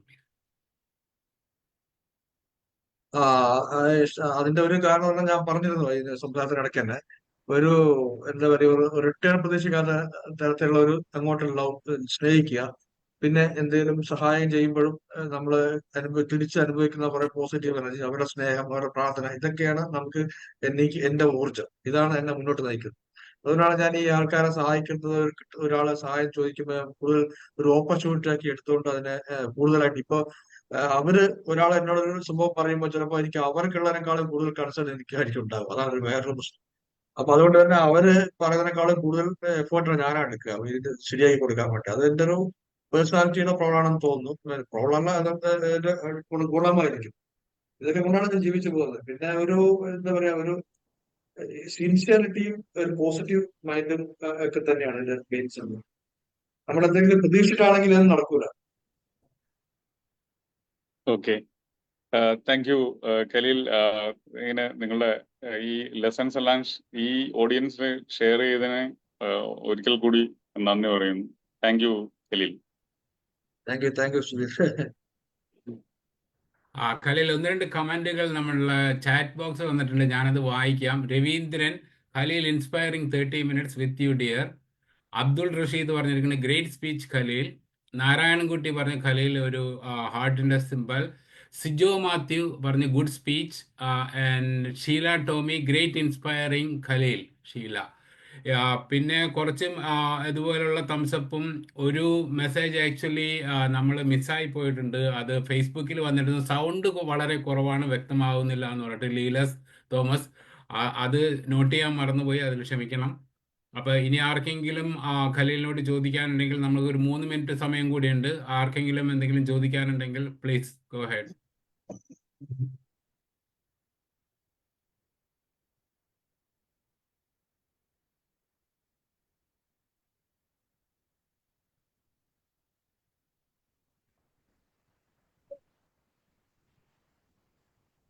ചോദ്യങ്ങൾ കഴിഞ്ഞെന്നാണ് തോന്നുന്നത്. അതെ അതെ, ജോഷിക്കല്ലേ. പക്ഷേ ഇതൊരു വ്യത്യസ്തമായിട്ടുള്ള ഒരു ആഴ്ചയായിരുന്നു. നമ്മുടെ 176ാമത്തെ ആഴ്ചയാണ്. സാധാരണ വളരെ വ്യത്യസ്തമായിരുന്നു എന്ന് പറഞ്ഞാൽ ഒരു അതിജീവനത്തിന്റെ കഥ, ധൈര്യത്തിന്റെ കഥ, ഇതെല്ലാം കൂടെ ഇതൊരു അലുമിനി അസോസിയേഷൻ മീറ്റ് പോലെ ആകുകയും ചെയ്തു. ഒരു മിനിറ്റ്. അദ്ദേഹത്തെ അവരുടെ വാക്കുകളിൽ നിന്നാണ് താങ്കൾ എത്രത്തോളം പ്രിയപ്പെട്ടവനാണെന്നും താങ്കളുടെ ഒരു 3.5 വർഷത്തിന്റെ കഥയൊക്കെ ഒരു സുഹൃത്ത് പറയുമ്പോഴാണ് അറിയുന്നത്. സ്ട്രോക്ക് എന്ന് പറയുമ്പോൾ നമ്മൾ വിചാരിക്കും ചിലപ്പോൾ ഫ്യൂ വീക്സ് അല്ലെങ്കിൽ ഫ്യൂ മന്ത്സ് വിചാരിക്കും. അപ്പോൾ 3.5 വർഷത്തെ യുദ്ധത്തിന്റെ പരിണത ഫലം. പിന്നെ നേരത്തെ പറഞ്ഞ പോലെ ഒരു മെസ്സേജ്, സ്ട്രോക്ക് ആണെന്ന് അറിഞ്ഞു കഴിഞ്ഞാൽ ചിലപ്പോഴും അറിഞ്ഞത് തന്നെ വരണമെന്നില്ല. സംശയിച്ചാലും 1 മണിക്കൂറിനടുത്ത് അകത്ത് ഏറ്റവും നല്ല ആശുപത്രിയിൽ എത്തിക്കഴിഞ്ഞാൽ ചിലപ്പോൾ റിക്കവറി 100% ആയിരിക്കും, വലിയ താമസമില്ലാതെ. ഒരു 4-4.5 മണിക്കൂറിനകത്തൊക്കെ ആണെങ്കിലും ചികിത്സ ഒരുപാട് ഭേദപ്പെടും. അപ്പോൾ അത് പ്രത്യേകിച്ച് ബ്ലഡ് പ്രഷറിനൊക്കെ ഞാൻ ഡോക്ടറും കൂടെ ആയതുകൊണ്ട് പറഞ്ഞു പോകുന്നതാണ്. രക്തസമ്മർദ്ദത്തിൻ്റെയൊക്കെ ഗുളിക കഴിക്കുമ്പോൾ പലപ്പോഴും നമ്മൾ മുടങ്ങിപ്പോവുകയോ മറന്നുപോവുകയൊക്കെ ചെയ്യാറുണ്ട്, അല്ലെങ്കിൽ നിസ്സാരമായിട്ട് എടുക്കാറുണ്ട്. അപ്പോൾ അത് അത്തരം അപകടങ്ങൾക്ക് അതും കാരണമായേക്കും.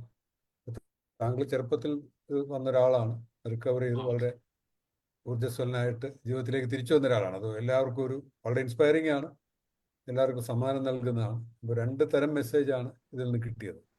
ഒന്ന്, സ്ട്രോക്ക് വരാം, നമുക്കാർക്കും വരാം, ശ്രദ്ധിക്കണം, വന്നാൽ എത്രയും പെട്ടെന്ന് ആശുപത്രി എത്തണം. രണ്ടാമത്, പറ്റാതെ എന്തെങ്കിലുമൊക്കെ നമുക്ക് പ്രശ്നങ്ങൾ ജീവിതത്തിൽ വന്നാൽ ശരീരത്തിനും അതുവഴി ഉണ്ടാകുന്ന മനസ്സിൻ്റെ പ്രശ്നങ്ങളും പരിഹരിച്ചെടുക്കാൻ നമുക്ക് സുഹൃത്തുക്കളും നമ്മുടെ സ്വന്തം ശക്തിയും കുടുംബാംഗങ്ങളും ഒക്കെ തീർച്ചയായിട്ടും ഉപയോഗപ്പെടുന്ന 2ാമത്തെ മെസ്സേജ്. ഞാനത് വളരെ സന്തോഷത്തോടെ കേൾക്കുകയായിരുന്നു. ഖലീലിനും ഖലീലിൻ്റെ സുഹൃത്തുക്കൾക്കും താങ്കളെ വളരെയധികം സ്നേഹിക്കുന്ന, അത് എത്രയും പേര് ഒരുമിച്ച് സ്നേഹിക്കണമെങ്കിൽ അത് താങ്കളുടെ ഗുണം തന്നെയാണ്. മറ്റുള്ളവരുടെ ഗുണത്തെ കുറച്ച് കാണുന്നില്ല, പക്ഷെ താങ്കളുടെ ഗുണം തന്നെയാണത്. അത് വലിയ സന്തോഷം പകരുന്ന ഒരു ദിവസം തന്നെയാണ്. വേറെ ഒന്നുമില്ലെങ്കിലും ജോഷി ക്ലോസ് ചെയ്തുള്ളൂ. Joshi. Okay, thank you doctor. Khaleel, ഇത്രയും നല്ല ഒരു രീതിയിൽ ഫ്രൈഡേ ഓപ്പൺ ഹൗസിന്റെ ക്ഷണം സ്വീകരിച്ച് വന്ന് ഖലീലിന്റെ ജീവിത കഥകളും ഡിഫറെൻറ്റ് സ്റ്റേജിലൂടെ ഖലീലിന് പോകേണ്ടി വന്ന ഫിസിക്കൽ ഡിസേബിലിറ്റിയെ പറ്റിയും അതിനെ അതിജീവിച്ചതും അത് ഭയങ്കര ഇൻസ്പിറേഷണൽ ആയിട്ട്, പ്രത്യേകിച്ചും നമ്മൾക്ക് ഇപ്പോൾ ടെർമിനൽ ഇൽനെസ്സുകളെല്ലാം വളരെയധികം കോമൺ ആയി വരുന്നതാണ് കേരളത്തിൽ. അപ്പം അങ്ങനെയുള്ളവർക്കെല്ലാം ഇതുപോലുള്ള ഒരു അതിജീവനത്തിന്റെ മാർഗം ഖലീൽ തുറന്നു കൊടുക്കുന്നത് വളരെ നല്ലതാണ്. 25 വർഷം കഴിഞ്ഞിട്ടും ഖലീൽ ഒരു നോർമൽ പേഴ്സണായി ജീവിക്കുന്നതെന്ന് അറിഞ്ഞാൽ വളരെയധികം സന്തോഷമുണ്ട്. അപ്പം ഞങ്ങളുടെ ക്ഷണം സ്വീകരിച്ചതിൽ വന്ന ഖലീലിന് ഒരു പ്രത്യേക നന്ദി പറയുന്നു. അതോടൊപ്പം ഇതിൽ പങ്കെടുത്ത എല്ലാ മെമ്പർമാർക്കും ഒരിക്കൽ കൂടി നന്ദി പറയുന്നു. Thank you. Thank you Joshi, Lal sir.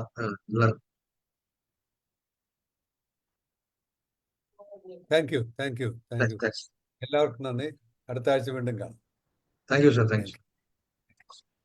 By Joshi, bye Christy. By.